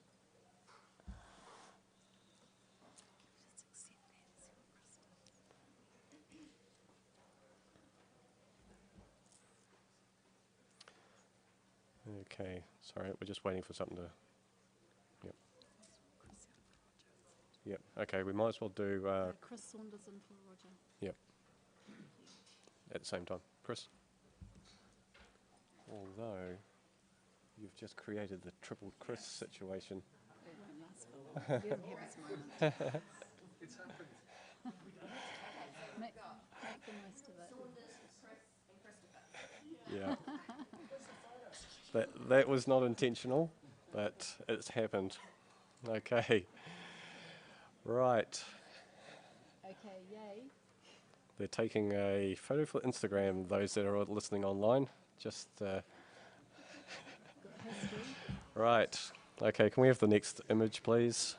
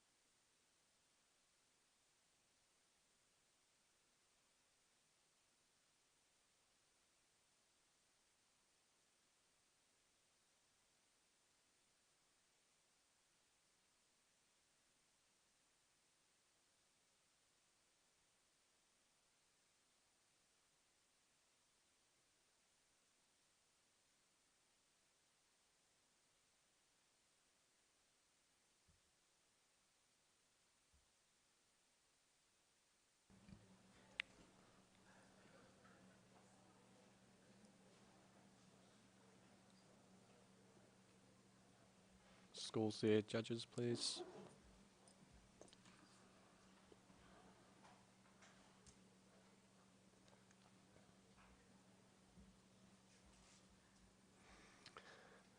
Okay, we've got a current score of 85, which is a silver distinction. And, yep, Chris would like to challenge this. Oh, which one? Oh, yeah. Is there a few people? Right, Chris S. Saunders. Chris S. Yeah, okay. I scored this 90 as a gold, and whether that was gold for gold or not, but I was really taken by this. You know, the quality in the printing and the you know the post production on this is fantastic. I can't work out yet, and I'm hoping some conversation will help me understand whether the person in the image is a victim or whether they are whether they're the villain sort of thing or villainess in the image. But the golds and purples give me a sense of sort of royalty and something going on there, and Yeah, I think it's worthy of us having more of a discussion on, just in terms of the very deliberate and skilled handling of this image. Okay, we've got a few people want to jump in. Johan? I gave this an 84 and I could easily be talked up. To me, this talks of the pain of gold. She's possibly from a country where gold causes pain and reflects the suffering, perhaps, in her body form, in her eyes, obviously, and just in her presence. And it's special to so many people, which is reflected in the external elements, but the internal elements, or the pieces that are immediately of her, show pain. Chris, Christopher, or is it the low end? I'm going up, but I just wanted to get the point out that the failure here is not of the photographer. The reason I'm not as enamored of this image as everyone else is that your makeup artist has let you down. The tears of gold are not convincing. They really aren't. In fact, it looks like maybe in Photoshop you've tried to fix that because, yeah, you've done everything right, but those tears are just not convincing, and that's a very central part to the photo. But I am coming up because, let's face it, that's a person who's in your control, but not really. You're in control of everything else, and everything else is perfect. Chris Anderson. Okay, I'm on 86, so I had this in silver distinction, and I'm pretty sure I'm going to come up. I don't see this as a human. I see this as a goddess, and the structure that's around her, the very geometric structure behind her, and then that kind of the circular thing, that's a temple. I'm reading her as a goddess, and she's not crying. I think that's blood. Like, that's her blood. She's not human. Her face is... There's not a lot of expression in that face because I don't think she relates to us humans. She's a goddess. So there's stuff in there I don't understand. There's the beautiful tattoos on the body that are very subtle and wonderfully applied. And so there's bits of story that I don't quite get, and that's okay because she's a goddess and I'm not supposed to understand them. I'm on 86 and I'm going to be heading to gold. Amber, did you have anything to add, or are you happy with? Johan, I just wanted to thank you for the narrative that you gave. I was on 88, and that was what I needed to come up. Okay. And Chris, back to you. Okay, so it sounds like there's a few of us who are pretty close to getting this over the line here. I think just to address, Christopher, your comment about the gold in the eyes and the makeup, I actually, I think, again, I don't see those as tears, but I do see that as just molten metal that's coming out of the eyes. And when metal melts, you get those lumpy bits, and then you get the the wicking away from it as well. So I can sort of I can see that as part of the message here. Chris with a Kiki K, absolutely get the the priestess or temple thing, goddess thing. I said royalty, but I think all those sorts of vibes. And I think I've said enough. That So please, let's make this one gold. Okay, judges, let's score.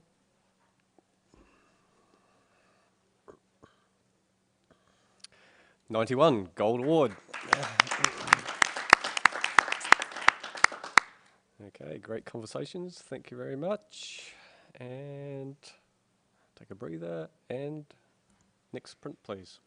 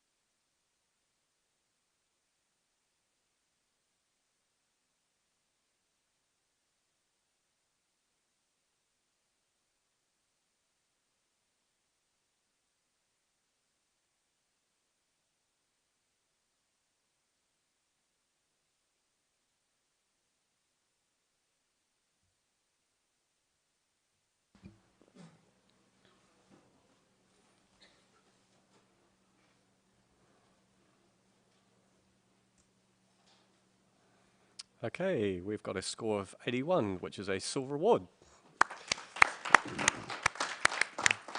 Okay, fairly even scoring across the board. Can we have a comment from somebody? Johan, you're sort of in the middle of the, or you're on the average there. Any thoughts? Oh, well, anybody got a comment for the Apparently author? I am. Great. I don't understand it. I don't need to. It's a beautiful decorative piece. To bring it any higher, perhaps I would have looked for a bit more of a message somehow, somewhere, mysteriously. But in this category, there doesn't really need to be. So I'm just liking what I look at, and I'm not sure how you would improve it. Okay. Oh, yeah. Christopher? For something dynamic, you've really sucked the life out of this with a grey mat. All the dynamicism in your contrast is disappearing because the grey is so big in this frame. Yep, sure. Great. Thank you for that comment. All right. And next print, please.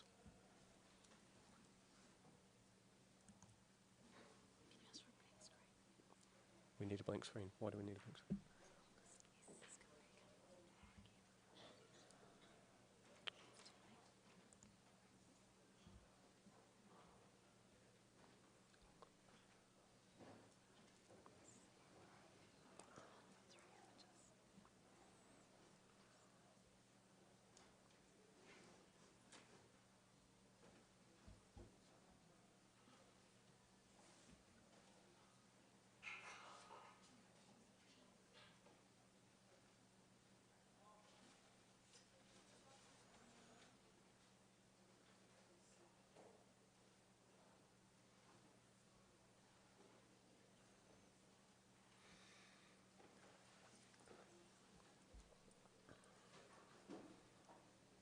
Scores, please, judges.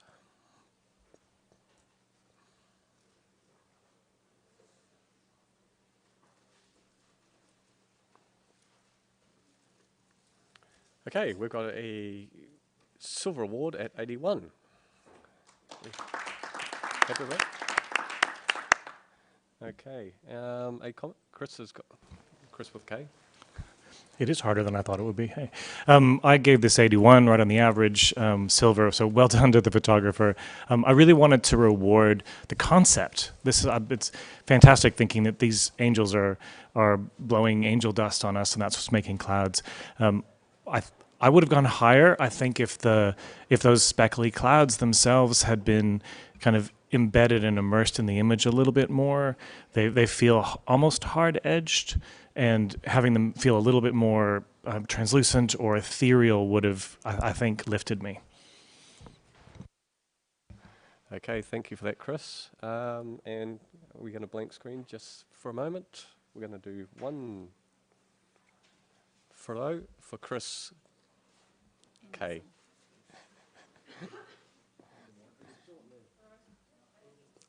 Oh, she's not here. Ooh. Okay. Can we?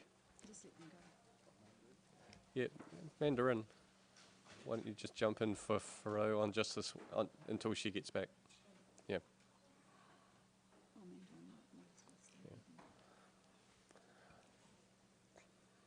Okay, next print, please.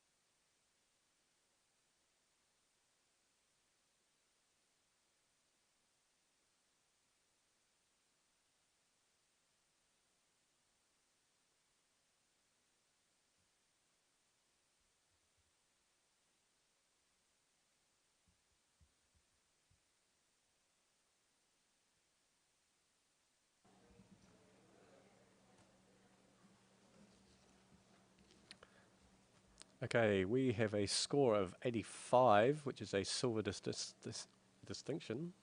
Mandarin. I gave this 91. It's to actually portray something as whimsical and tiny as an ant in a way that's so super creative. It's the March of 1,000 Ants, and I think for its creative interpretation of this subject, it's gold. So I'd love to hear from the others. Amber, you're down the other end of things. I was on 80, and I think that the story that I got from this was sort of an ant's version of tall poppy syndrome. The biggest and greatest ant is kind of squashed in there and not allowed to escape. I really like it, but I'm not getting gold feels. So please give me some more. Thought from one. Yep, Christopher. I gave this 83, but I'm going to go along with our judge here. Famous scientist once said that his 3-year-old daughter picked up a piece of ant behaviour simply because she was on her hands and knees looking at them. I've really looked at this and just wished that somewhere else, apart from the obvious, there was a little bit of ant behaviour going on, where they weren't all the same man or person. They weren't all the same, clone stamped across. If there was just one little individual that was out of step because he hadn't been told, they'd already kicked off. I would have loved that. And in the ant world, this 3-year-old had discovered that every 6th or 7th ant is a regulator that keeps them in line and goes up and down the line. And I just would have loved another ant in there that just didn't get the message and is out of order. Okay, any other thoughts? No? Okay, Mandarin, back to you. That is the best comment, Chris. I really love that. They're all really well-behaved ants, and that's why they're all pretty much in line, except for the ones that are going around the big ant.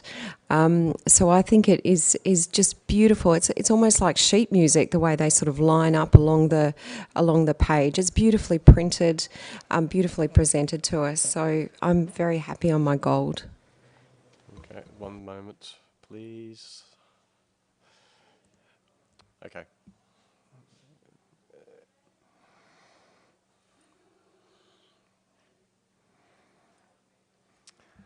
Alrighty, solidified the gold distinctions, 87. Hey? Silver distinction, sorry. God. I need coffee. Did I say gold? I meant silver. Okay. Sorry to get the if the owner of that print was online getting all excited. It's a silver distinction. Okay. Let's accept that and move on. Okay. Next print, please.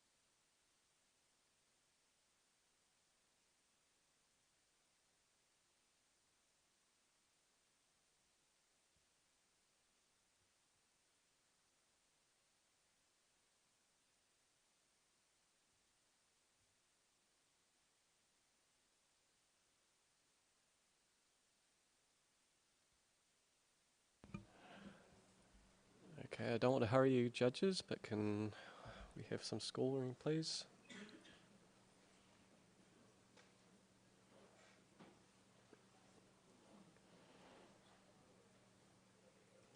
Okay, we got an 80. We've got a current score of 86, silver distinction. But Mandarin. I scored this 96, gold distinction. This reminds me of when you go into those bizarre antique shops that have all these little bits and pieces in them, hanging up and sitting up. It's a fairy. Is it the absinthe fairy? It's just, there are so many elements to this image. This is a sort of photography that when judges see, we really need to sit with it for 10 minutes. And I think that in itself is a success when you've got millions of images being thrown at us every day. If you can stop someone for a few moments to view your image, that's in its success in itself. But technically it is so superb. There's so much story here that I implore the other judges to have another look and see if we can raise it a few points. Chris Saunders at the other end of things. Yeah, sorry, Mandarin. I was, I guess, a bit away from you. I was on 82. So, look, I really, what did I really like about it? I like the whimsy of it, and it's a great idea, and I can see what it's, for my mind, what it's trying to achieve. The bit that's sort of throwing me off balance a bit is the non-two-dimensionality of it, where the person is laid over frames and things like that, which feels like a very modern interpretation of things, away from the, perhaps how that might have been presented in a textbook of some type. So I think that's my main barrier to coming up, and if someone can explain that to me, and it looks like someone's going to give that a go, then then I would, there's definitely room to come up. But that was the thing that was sort of holding me back in this particular image. Johan? I gave this an 84. There's a lot of wonderful execution here, but there's a few little things that kind of matter in something that's so ye olde worldy. You're getting kind of a cool cast on a couple of the faces, not all of them, so there's an inconsistency coming through. The headpiece and the main figure, it just seems too clear and too clean and too green to fit in with the rendering of the rest of the image. So I felt that they weren't intentional for us to see like that. I'd like to bring it up, and I'm happy to go to a distinction, but possibly not a gold. But keep talking. Christopher? Let's say you're a master practitioner, but before you start, you audition the talent. This person is not suited, her face is not suited to the narrative you're driving, and you've not convinced her of a single thing. It's so important with children, because they don't understand why they're in your studio. But here's an adult who, with a little bit of help and care, would have at least given you so much more in expressions and so much more convincing looks. But I'm actually convinced you picked the wrong talent this time. There would have been a person with much more expressive face before you even put the ideas into her head to get you your little pixie. Then you would have had the little pixie. You've basically grabbed a person who's attractive and said, this is a pixie. And that's not convincing to me.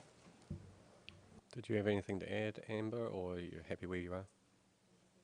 Okay, all right. Mandarin, back to you. Okay, so it looks like I've got a little bit of a challenge on my hands.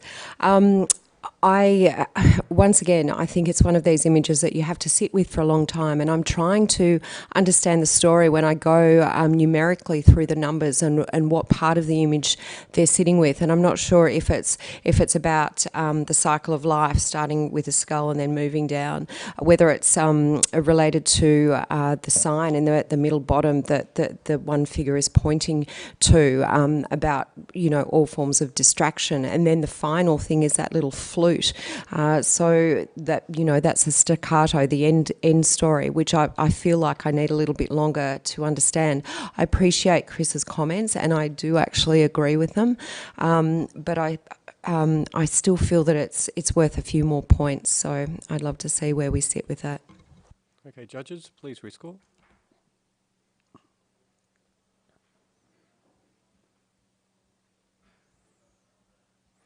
Okay, move to the point. 87, sword of distinction. All right. Okay, thank you for all those comments and thoughts.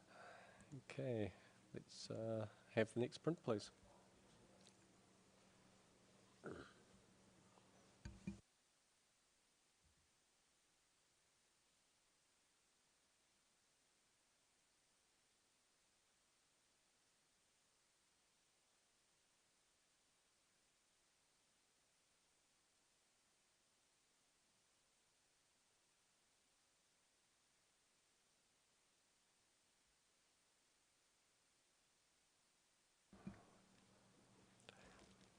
Hey, just a note for all judges and panel chairs, etc. At the conclusion of this judging of the illustrative, there's a photo to be taken of us in room 1. So don't go away.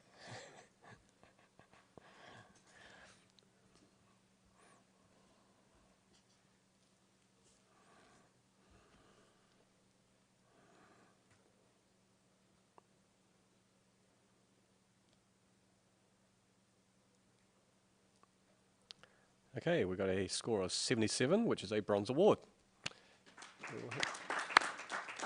Happy with that? Okay, can I have a comment from somebody along the line? Chris? Yeah.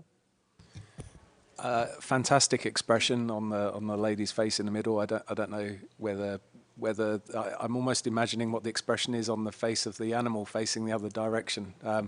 But I think to improve, to bring this image up a bit, there's some smoke or something behind the animal on the right-hand side, and I found that lightness against the background a bit distracting, and would probably burn or dodge something like that just to lift it, darken it back down a bit. Okay, thank you for those comments, Chris. And can we have the next print, please?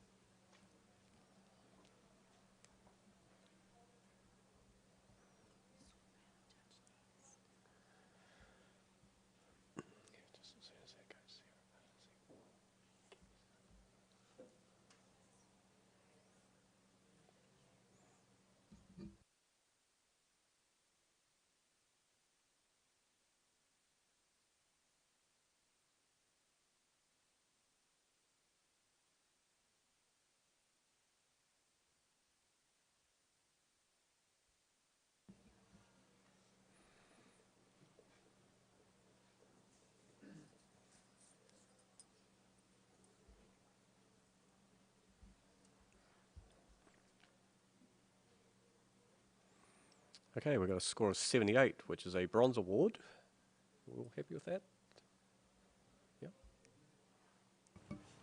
Johan, you going to challenge it? Yeah, go on. 83. It's very simple. There's 3 elements, I guess. Reflected. It's a pleasure to look at. There's a story in there with the details through, let's call it the head, that speaks of perhaps traditions and forms that belong to a culture that I don't know about. But not knowing about it doesn't mean that I can't reward it. I think this is graceful, it is beautiful, it is elegant. There's a combination, dandelion / bird in here. It's worth more than just a 78. I gave it a silver, which is an 83. Amber, you're at the other end of things. Excuse me.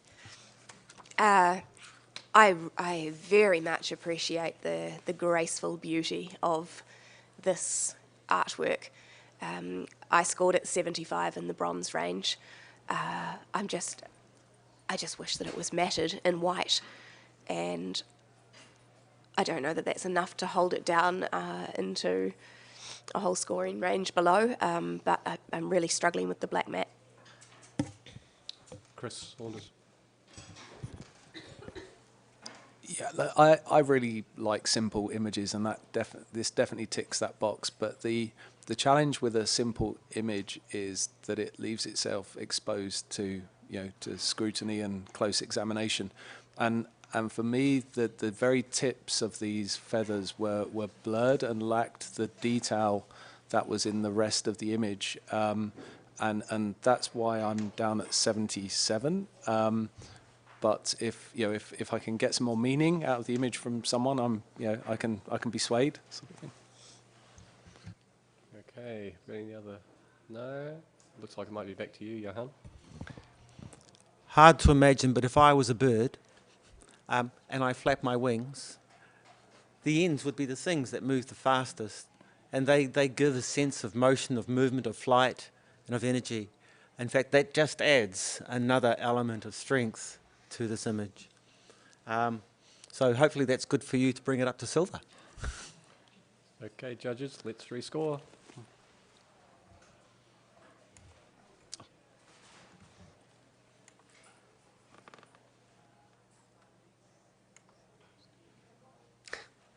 Congratulations, you made another review situation. 79. Okay, so let me just push that button, and as soon as it comes on, you can put in either 79 or 80.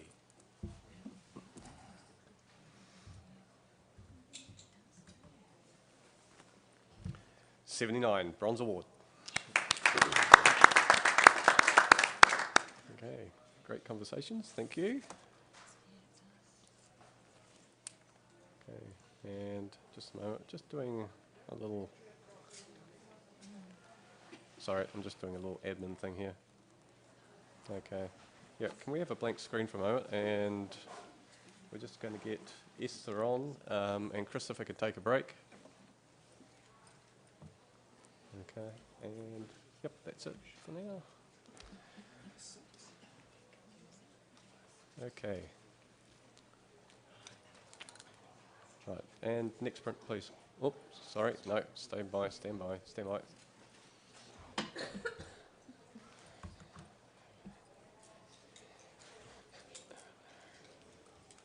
Okay. All right, next print, please.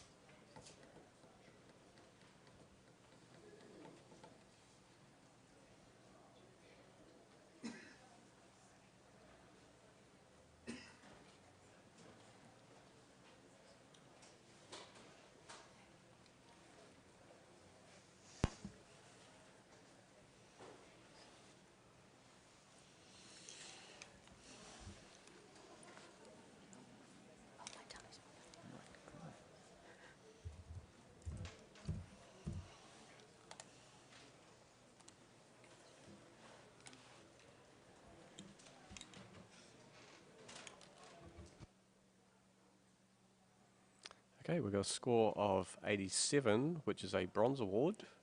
And, oh, sorry, God, jeez. Yeah, seriously, sorry, 78 Bronze Award. The award was correct, the number was incorrect. And we all happy with that? Yeah? Okay, all right. Can we have a comment from somebody? Yeah, Mandarin. When this image turned around, I really loved it from afar. It's got so much mood and beautiful composition. What I was on 78, and where I failed to come up was the background sky was just too bright. It kept drawing my eye up, and also there was no connection between the figures. The little child looks like he's they're looking up and over the adult figure, and I'm not sure where the adult figure is looking. So if there was more connection, I would have definitely come up. Okay, thanks for that comment. Oh, yeah, quick comment. Yep. Just really quickly, please look at your paper choice. This would have been so much better on a beautiful, smooth, matte paper. Okay, thanks, Amber. All right, can we have the next print, please?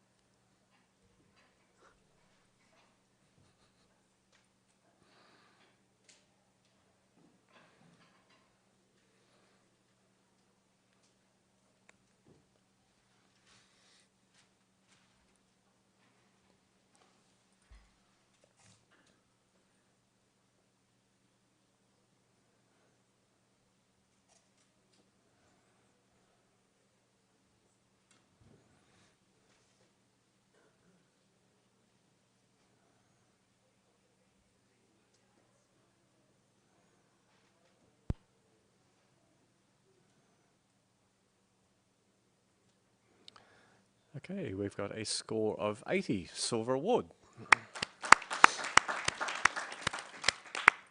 And can I just get a comment from somebody along the line? I'll just pick somebody. Oh, Mandarin's go. You're in the middle. A beautifully lit image. I actually applaud the cropping. I quite enjoy the head cropped off at the top. It draws our eyes down to the body of the male. Where I was quite low actually on 74. The reason being is I couldn't understand what the photographer was trying to illustrate with all those circles, and the circle over the face actually quite distorts the cheek. So it was just distracting. Okay, thank you for those comments, Mandarin. And now we are going to go to our digital display. So everybody just take a little bit of a breather.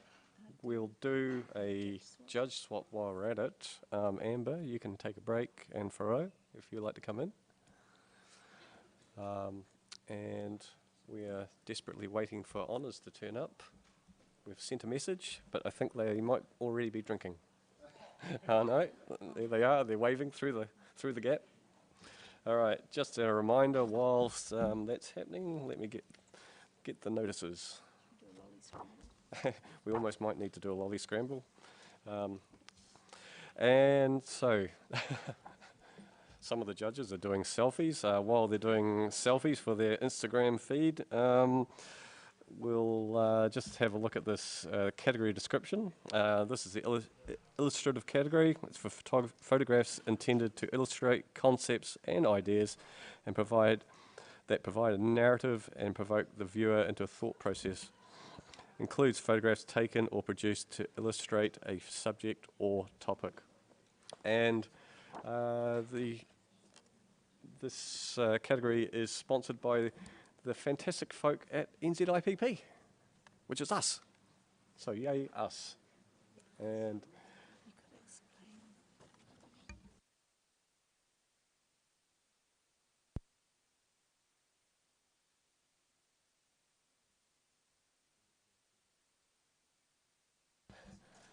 okay, we need one of our student helpers to find more sugar. Okay. Just for those that are in the audience and wondering why we swap judges in and out quite a bit, a lot of judges have exclusions, which means that they may know a print or are familiar with a print, and so they exclude themselves from judging that print. And judges are also allowed to just jump out of a print judging for any reason whatsoever. We don't question why, just so they can, judge, so we get as fair judging as possible. Okay.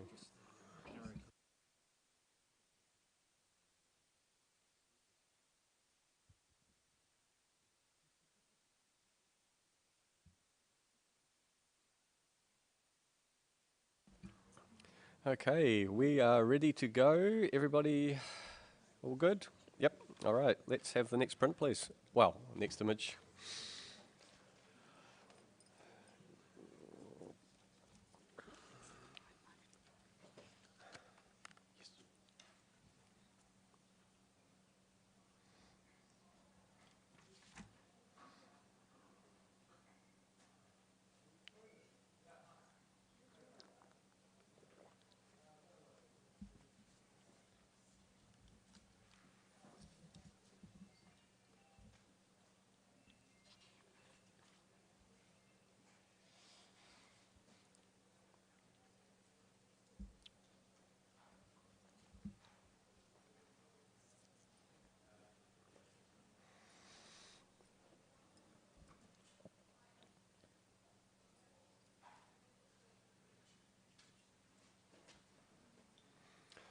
Okay, we have a score of 75, which is a bronze award.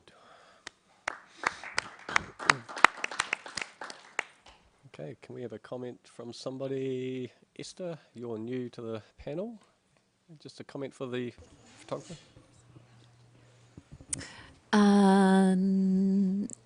The tension and the intensity of this image is very powerful. Just consider your editing and post-production yeah, that's what I'd recommend. Okay, great. Thank you for the comments. And next image, please.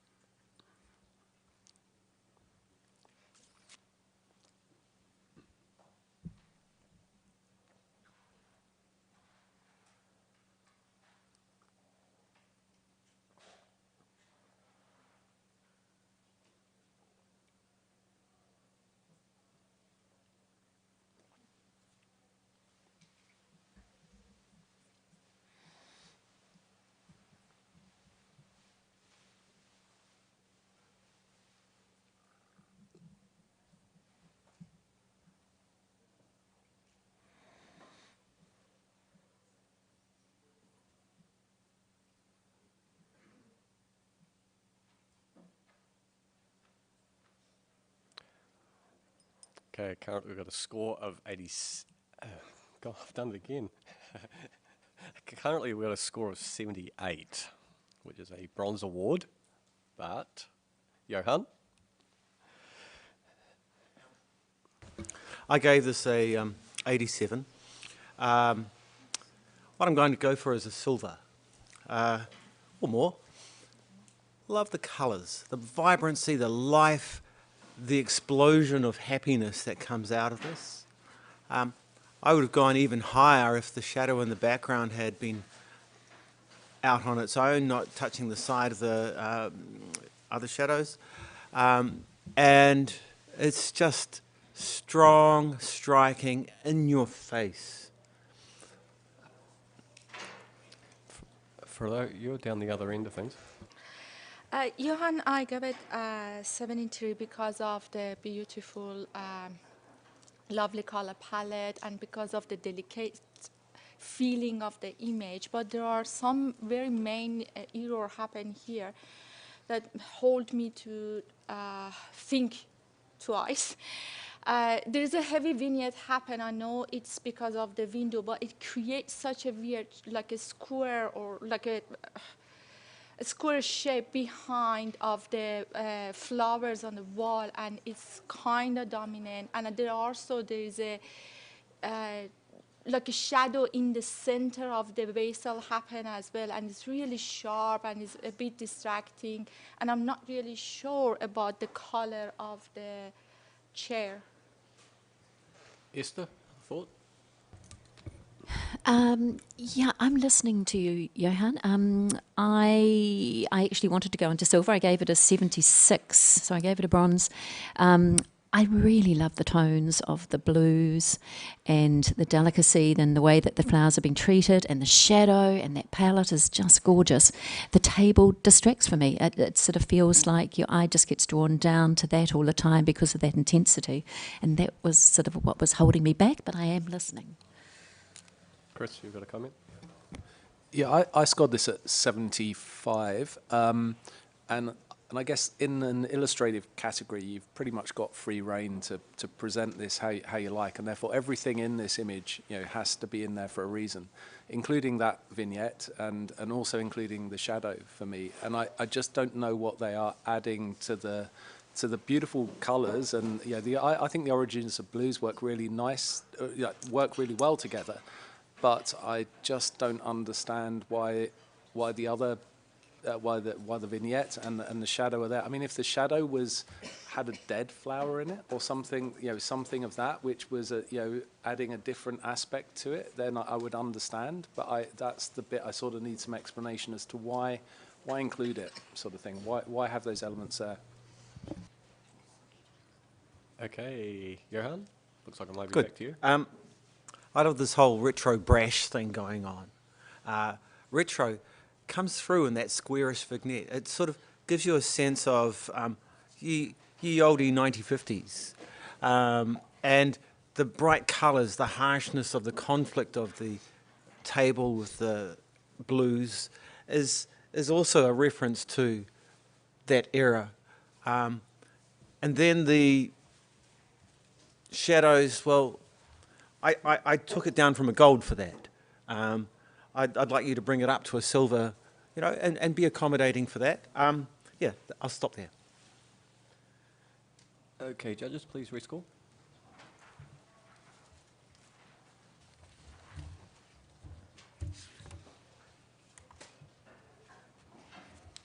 Well, nice conversation. 80, silver award. All right, great, thank you for that. And can we have the next image, please?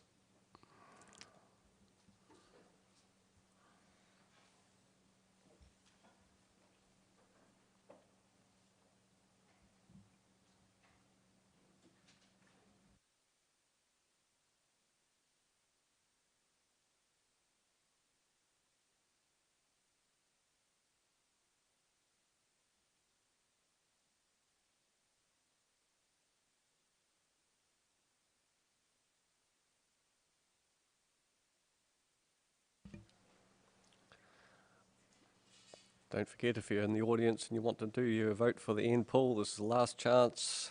I think they close off the voting at the end of this this judging, so you've got well, not long to go.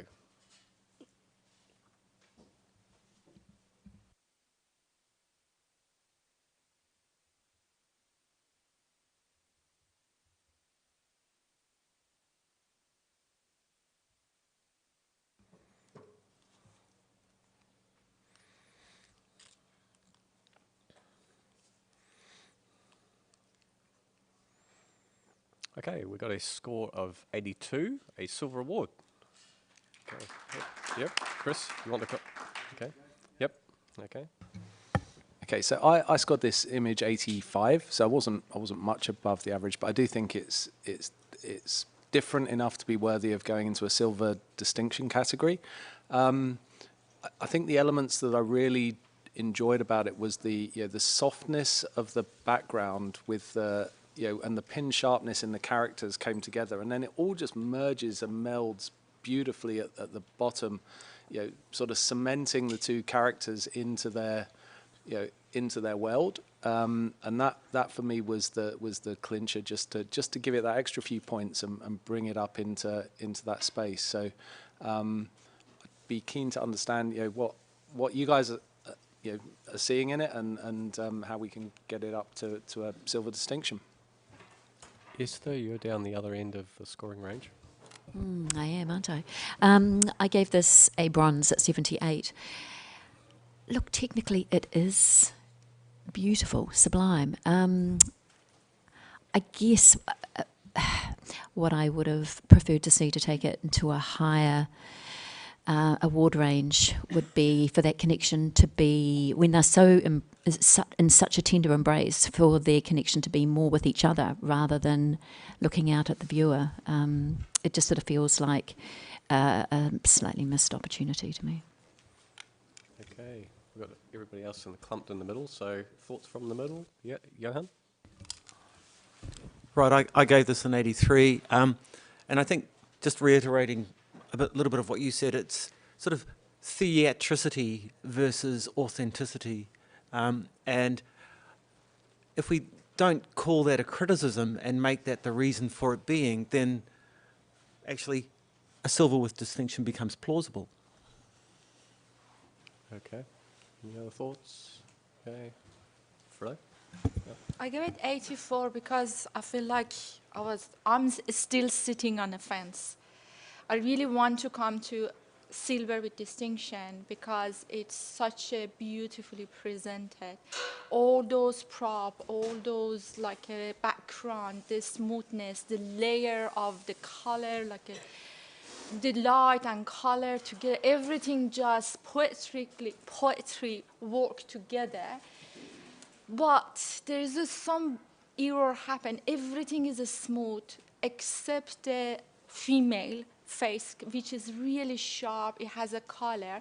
And I thought, okay, perhaps is this because of a story? This is the castle of the male subject. He's the king, and she's not from that land. Perhaps that's the reason she has different skin tone and different more sharper. So I try to understand the story to come up. If you explain, there is there is some muddiness happen in the right side of the image, and the magenta came and create some muddy color, and I'm not sure the whole empty space from the right and left add to the story of the image, but I really want to come up. Okay, I think it might be back to you, Chris. Okay, bit of work to do then. All right. So, look, Johan, I think you perhaps nailed it for me. What I was seeing here was potentially, the cover of an opera brochure or something of that sort of order, and all those beautiful peaches and yellows, the Melba and the blue, just working so harmoniously in the background. I do think, Faru, that that is the man in that's his realm, and she is that visitor. I do buy that, and I think in an operatic sense, they would be looking out into an audience and those things. I don't think we're too far away, and I do think it is worthy of getting it up there to a silver distinction. So, see if you can find it in you to find a couple of points, then I would be so chuffed. Thank you. Okay, let's rescore, judges.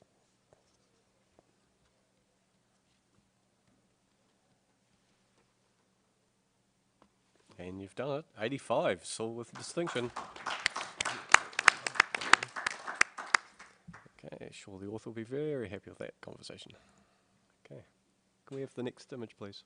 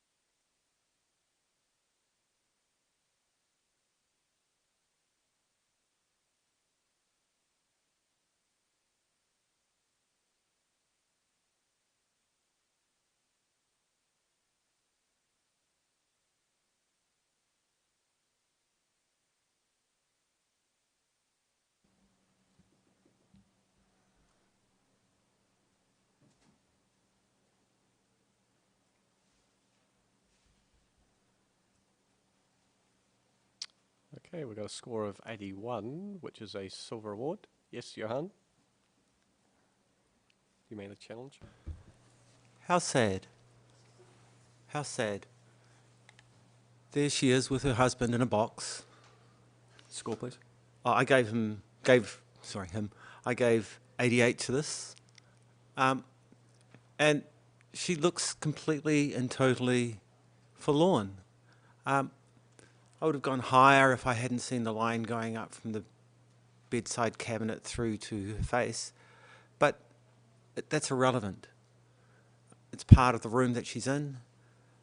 It's so wonderfully composed, the curtains closed, the little story pictures, the Venetian blinds that are only partly open because she's only partly living life now. All these things filled with sadness. Yeah, I gave it an 88. See if you can come up to a distinct silver. Okay, Frodo, you're at the bottom end. My interpretation of the image is actually she lost baby, because for me it looks like it's the room of girls, like twins or something like that. And it's definitely, for me, it's moving image, and I feel the sadness. And for that, I give it 77 bronze award. But when it comes to illustration, every single element refer to something that guide us to add to the narrative of the image. For me, the lighting in the room is not support the narrative. It's really energetic and subtle and happy. It's in the morning, and I'm not sure why the door is so close to the bed. It's like not totally closed, but can we open it like totally? It's just like making some question, or the curtain in the right side of the image is a bit messy, and I don't know. There is a reason for it. Every single element for me is making question, but I can't get the answer. Esther, any thoughts?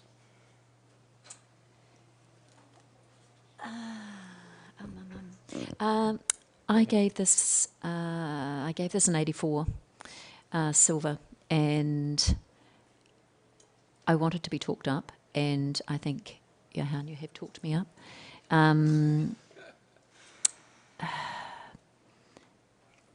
Yeah, I haven't got much more to add. No, that's okay. Any other thoughts? Okay, Johan, looks like it's back to you.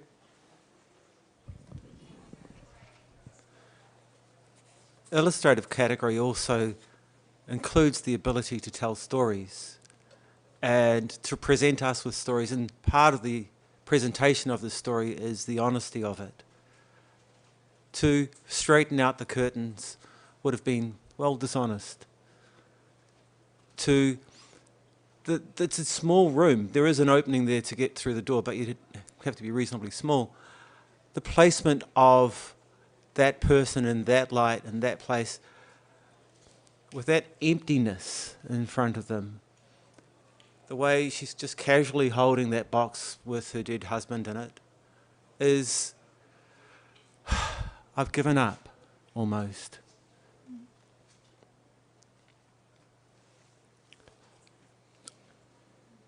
It's sad. See what you can do. Yeah. Stand by. Just let me push one button here, and judges, rescore, please. Okay, you've done it. 85, still with distinction.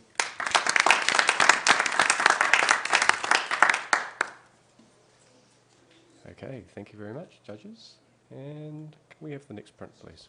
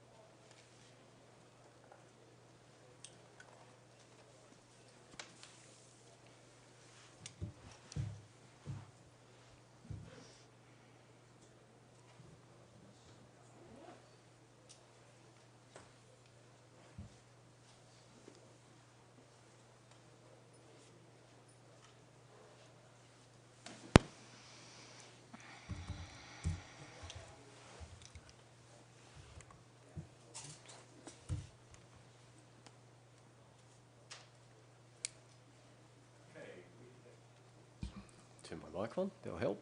Okay, we've got a score of 78, which is a bronze award. And Chris, yep, you win the race there. Yep. Was there someone else? Oh, just 1 point behind you. So yeah. I'm happy to. No. Okay. You've got the lead. All right. As a grey-haired guy with a beard, I'm probably the wrong guy to be talking to this image, I guess, because I'm not sure I really understand it. But my overall interpretation of this was just around sensuality and I guess fragility. I saw sort of porcelain and it being fractured and broken, and those sorts of images were coming through to me, and that's, it evoked an emotive response in me, and I guess as a result that's why I put it into a silver distinction category. So I scored this 85. And I would love to hear what you guys thought about it. Okay, we've got two on the same score. Who wants to take it, either Johan or Frodo? Yep. Oh, Mandarin's going to jump in. Yep. It's got a lovely soft palette. It is an exercise in sensuality, but with that, and I gave it 75, so high professional practice. But with that idea of sensuality, I feel that there's a little bit of an opportunity lost with representing more of the female form, more of the curve of the waist, of the lower half, and even the bust line. Okay, yeah, Esther, you were up there. Okay, I gave this an 84, so silver. I'm absolutely with you, Chris, and it does represent fragility, and it also represents the layers that we hide underneath, the layers that are broken and ripped and that nobody sees. And this is presented to us in a way that that shows that brokenness, and the treatment. I think overall it's got a really sensitive and beautiful quality to it. Okay, any other thoughts? Okay, back to you, Chris. Yeah, so as I feared, I probably wasn't the right judge to talk to this image, but I think Esther has summed it up way more eloquently than I ever could. I do recognise exactly what you're saying, Mandarin, and agree. If that certainly that there could have been that extra shape to the image, but yeah, hopefully you can see enough in there to bring it up a couple of points. Thank you. Okay, judges, let's rescore.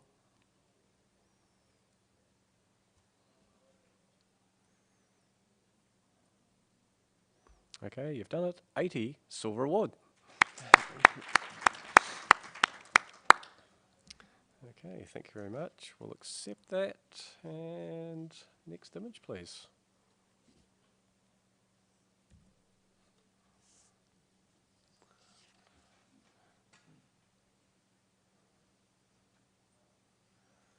I've got a note here to please mention the Iris Awards wrap parties on at 7 p.m. tonight. Okay, sponsored by Sony. Doesn't say where it is. It's here. 2 doors down the road. Oh, it's just down the side road here. Yeah. Okay. So, obviously people already know where it is.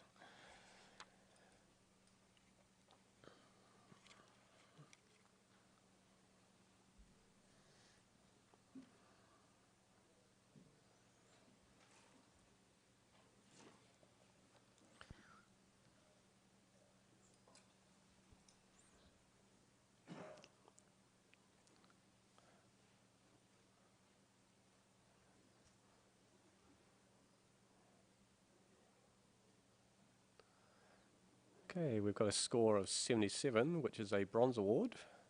We're all happy with that? Yep. Okay, can I have a comment from somebody? Yeah, Johan? Beautiful tones, beautiful colours. I wish that they'd made a bit more use of the shadows and maybe darkened off the foreground a little. Okay, thank you for that comment. And, oh, you want to do a judge swap? Okay, virtual blank screen. Okay, and Chris Saunders, you can take a break. And Christopher, come on in. And, okay, Mandarin, you can take a break. And Janine, sorry. Oh, we're doing a triple. Jeez. Okay. And Johan, you can take a break, and Roger's coming in. Sweet. Making sure that everybody gets a good go.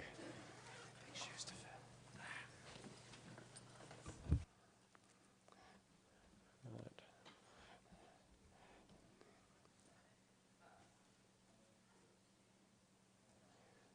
All happy? Okay. Next image, please.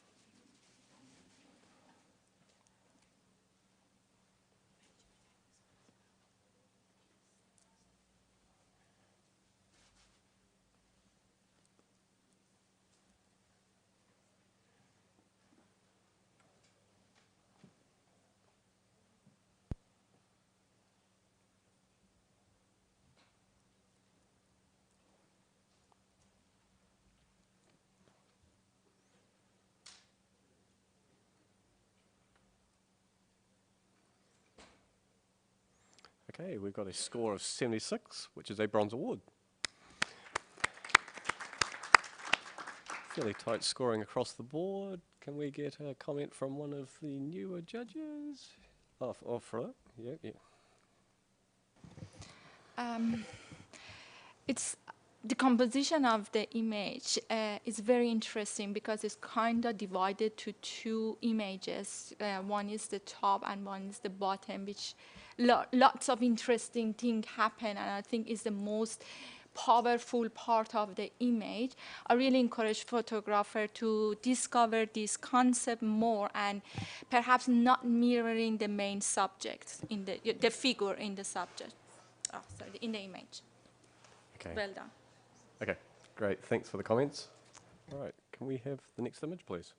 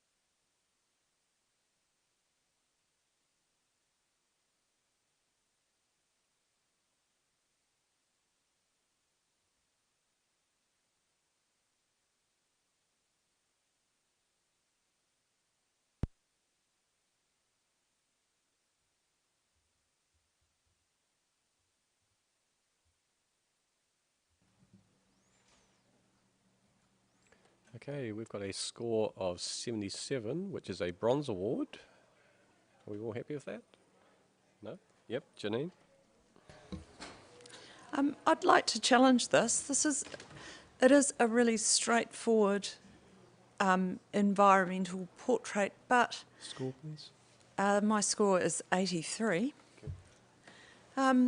Every element in there is telling part of the story of this woman's life, and there is loneliness, there is a little bit of poverty, and history, and I love the way we're looking through a window almost into her soul in a way, which is her home, and just looking in on this very private moment. So I'd like to hear what the other judges were thinking and why it shouldn't come up to a silver. Christopher, you're at the bottom end of things.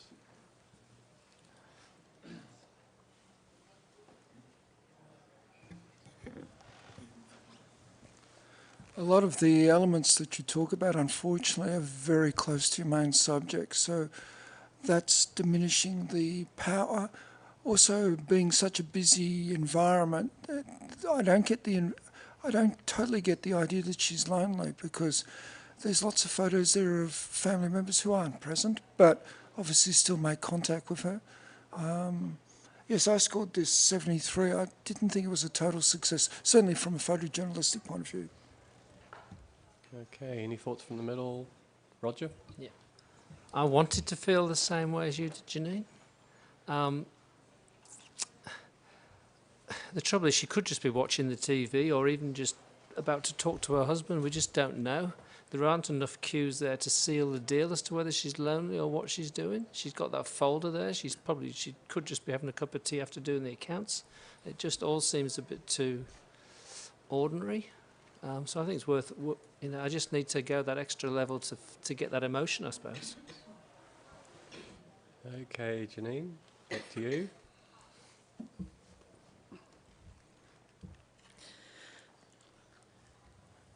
I think that I know things are busy, but every element is part of her and part of her environment.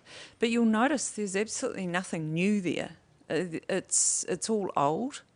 And so I think that this is, she is lonely, she is sad, And I just go back to that. We're just invading this very private moment, and I think that's brilliant. I'm 83 Silver. I urge you to just come up a wee way. Okay, judges, please rescore.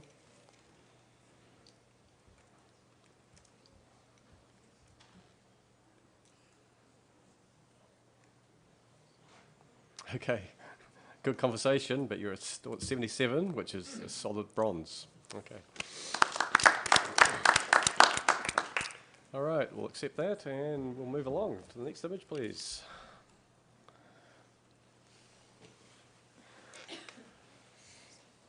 Okay, and just a reminder that we have to speed things up a little bit, otherwise we'll be helping the packers pack up. So, yeah, we want everybody to get a fair go, but at the same time, just make everything as quickly as you can.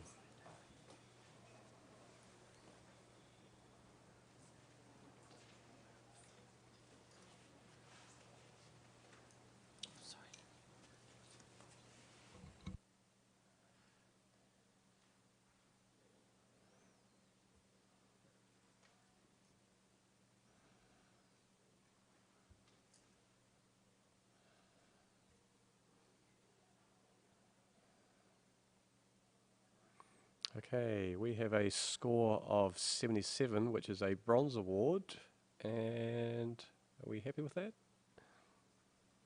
Yeah. I'll give it a quick nudge. Okay, there's two of you on the same score. Okay, I scored 80. Look, I love it for I shouldn't say love it, but anyway, the colours and the vibrancy and the sort of youth about it is what attracts me. It's got a bit of a sense of humour. Things aren't quite perfect. You know, that the shelf doesn't quite go to the edge. It's kind of like, you know, the next generation, almost a pop art, just thumbing a nose to us all. But it's sort of, I just find it quite captivating and humorous and energising. So I think it's, for those reasons, it's worth a silver. Christopher, not picking on you, but you are the lower score. Well, again, we see that table jarring us, but really, look, just reference Robert Mapplethorpe and his depiction of flowers in vases, the simplest thing to get right, and it's just not getting right here. The shadows are wrong. Esther, you're the other one at the top. I am. I gave this a silver at 80.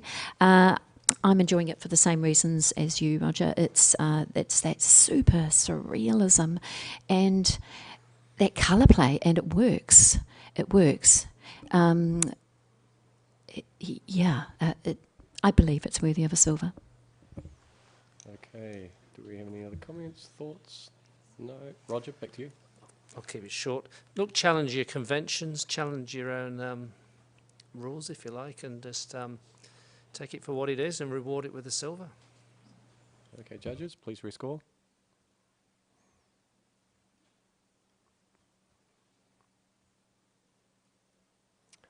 You've moved to a point, 78. So, bronze award. Good feedback for the photographer. Okay, so thank you for that. And next image, please.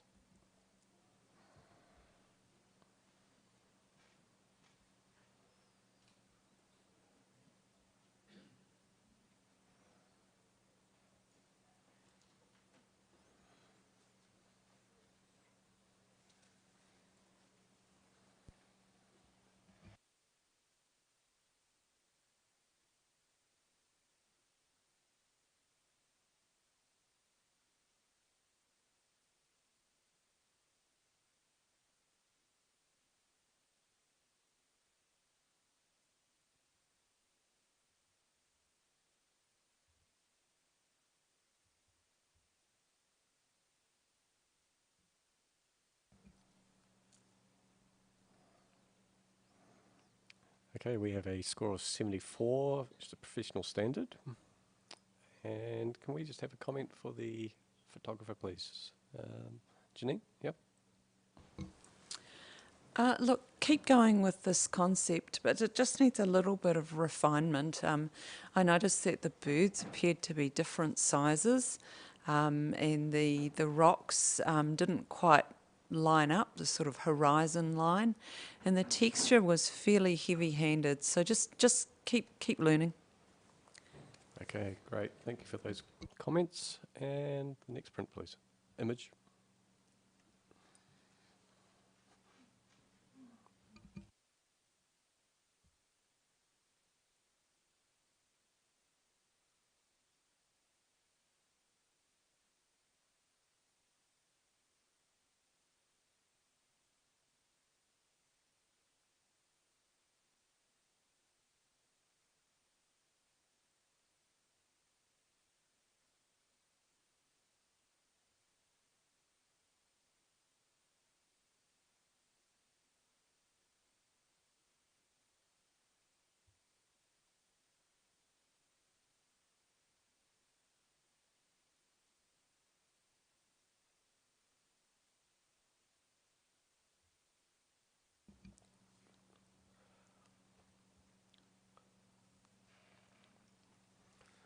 Okay, we have a score of 75, which is a bronze award.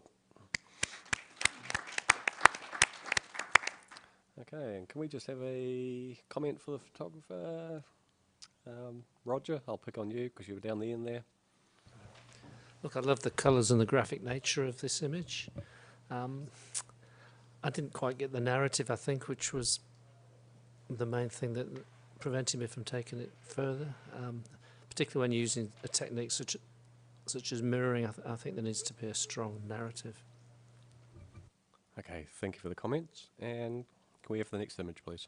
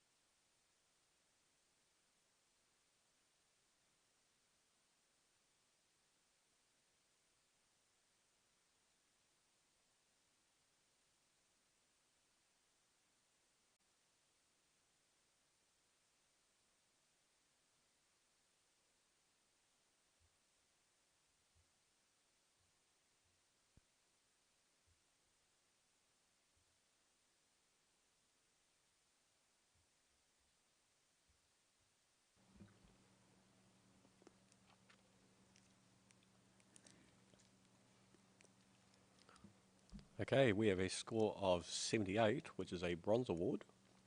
All happy with that? Okay, can we... Can we have a comment for the photographer? And maybe Esther? Thoughts?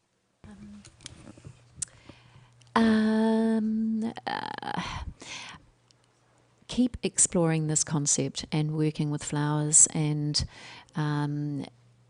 consider your lighting and your elements and how they work together.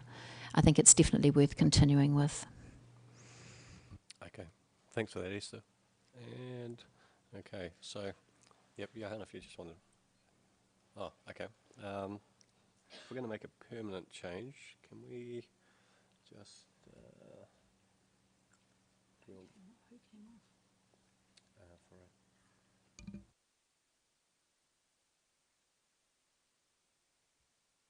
Chris Anderson, can you go on for Johan? Yeah.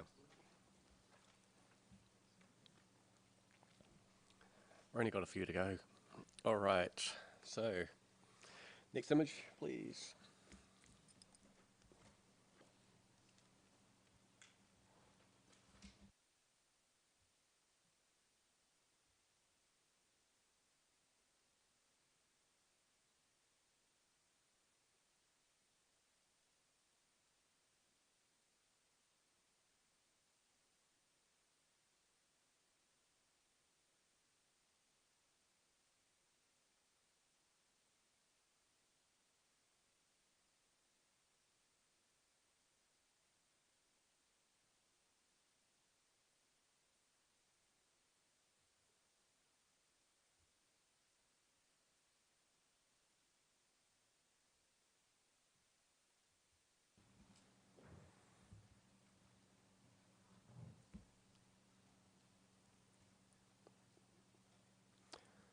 Okay, we have a score of 77, which is a professional standard.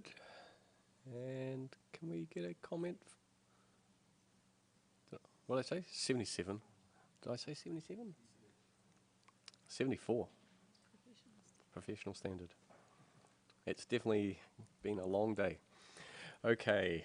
Yep, Chris, thank you. I'm on 72, high professional standard. There's a strong narrative coming through here about, frustration and anger, and I think the choice of the side images is great, and having the mouth wide open for that central image really helps as well. It feels like digital manipulation that hasn't quite bedded in right. So like that central face, it looks like, obviously I don't know what was done, but like Photoshop was used to pull and stretch things, and the edges, I feel like if there was more attention placed on having the edges blend in a little more evenly, then we would buy the illusion of the image a little better. But from a communication point of view, that's why it is in high professional practice. Okay, thank you for that, Chris. And we're just going to give Esther a break, and Amber can come in, just so everybody gets a fair go.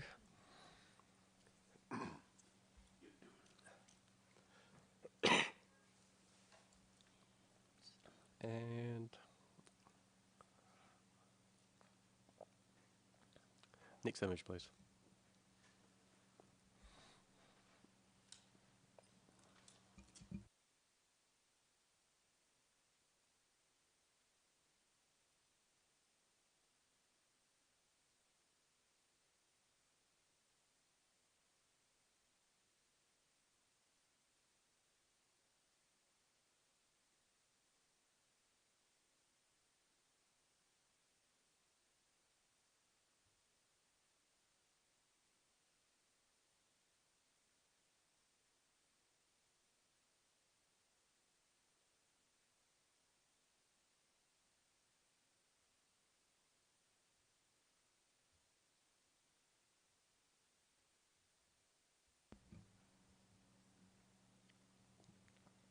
Okay, we've got a score of 74, professional standard. So, sorry to pick on you, Amber, just arrived, but a thought for the photographer?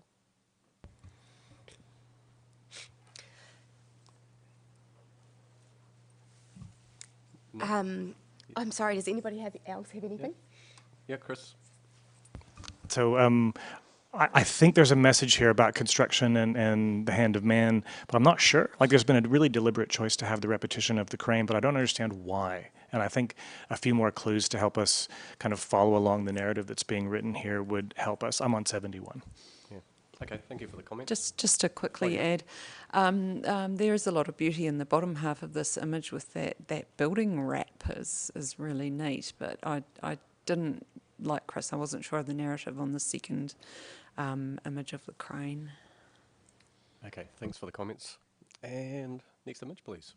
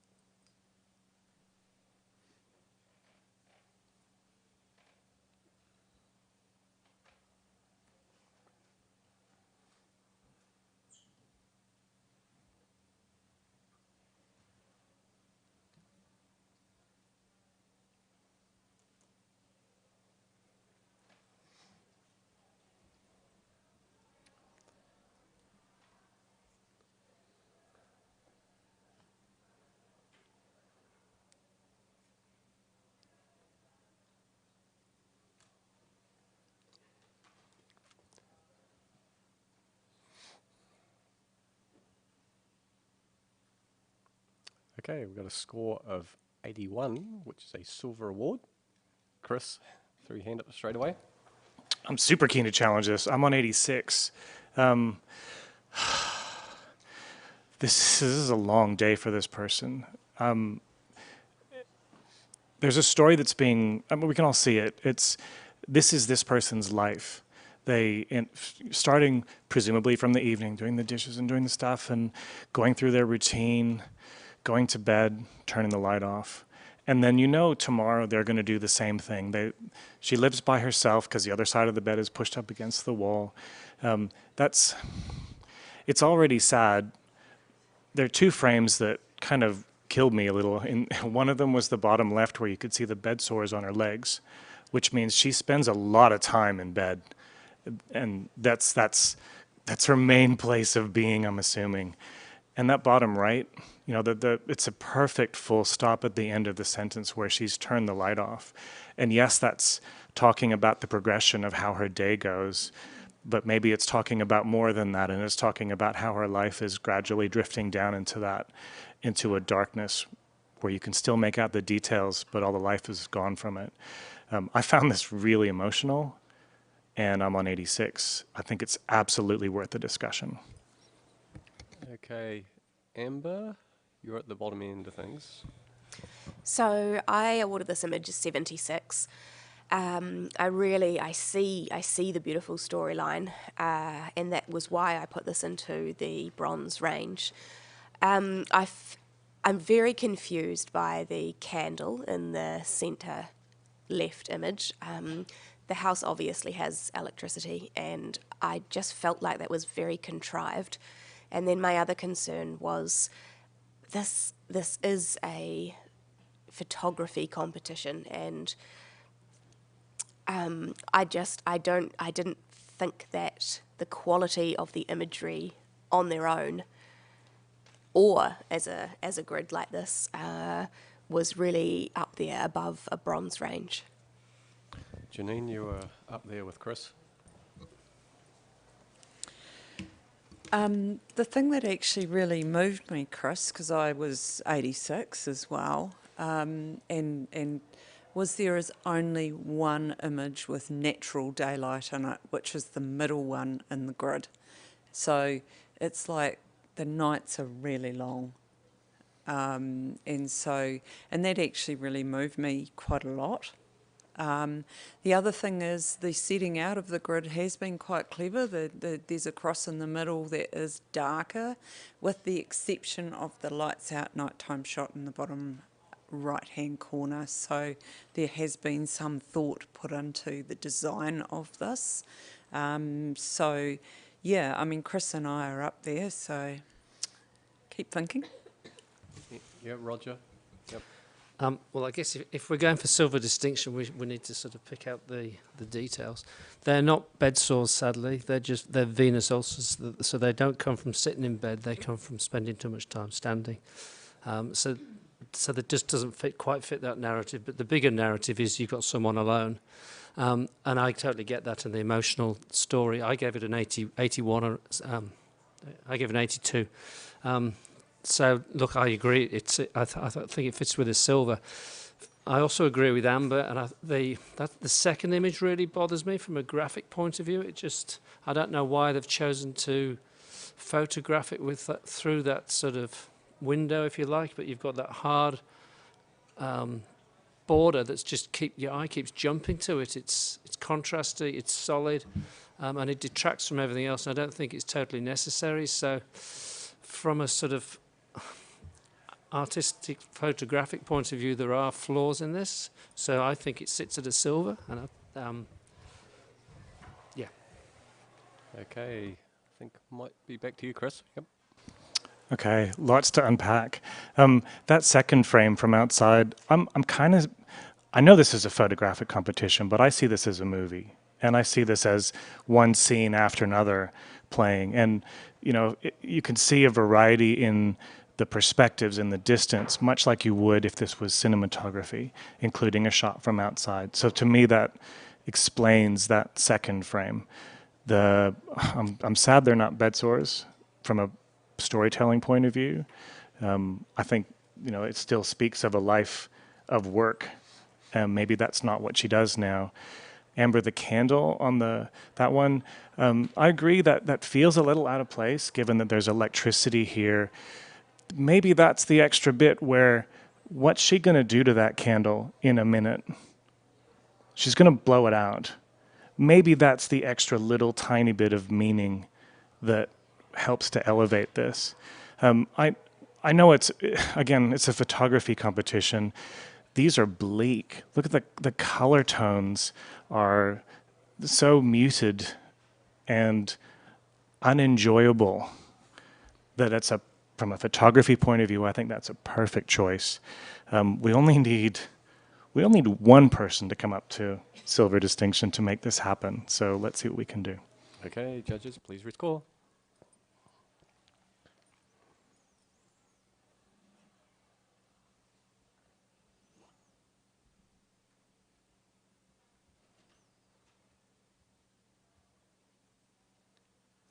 You've done it. 85, silver distinction. Okay, great conversations there. And can we have the next image, please?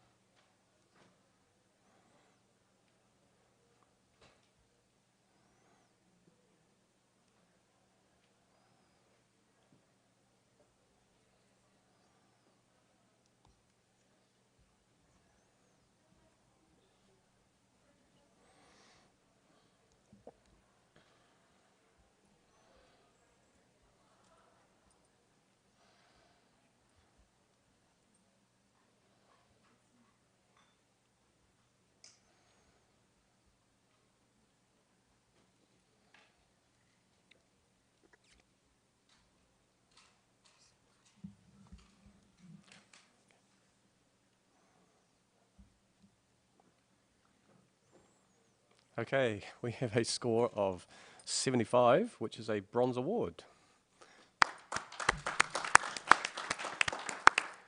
And can we have a comment for the photographer? Anybody wants to jump in? I'm just going to pick Chris just for the last one. So I put this at 73, high professional practice. I think this is an effective still life. For me, a thing that makes it, above average in weirdness is what these plants are growing out of. So it's like very curious when you want to spend time on it.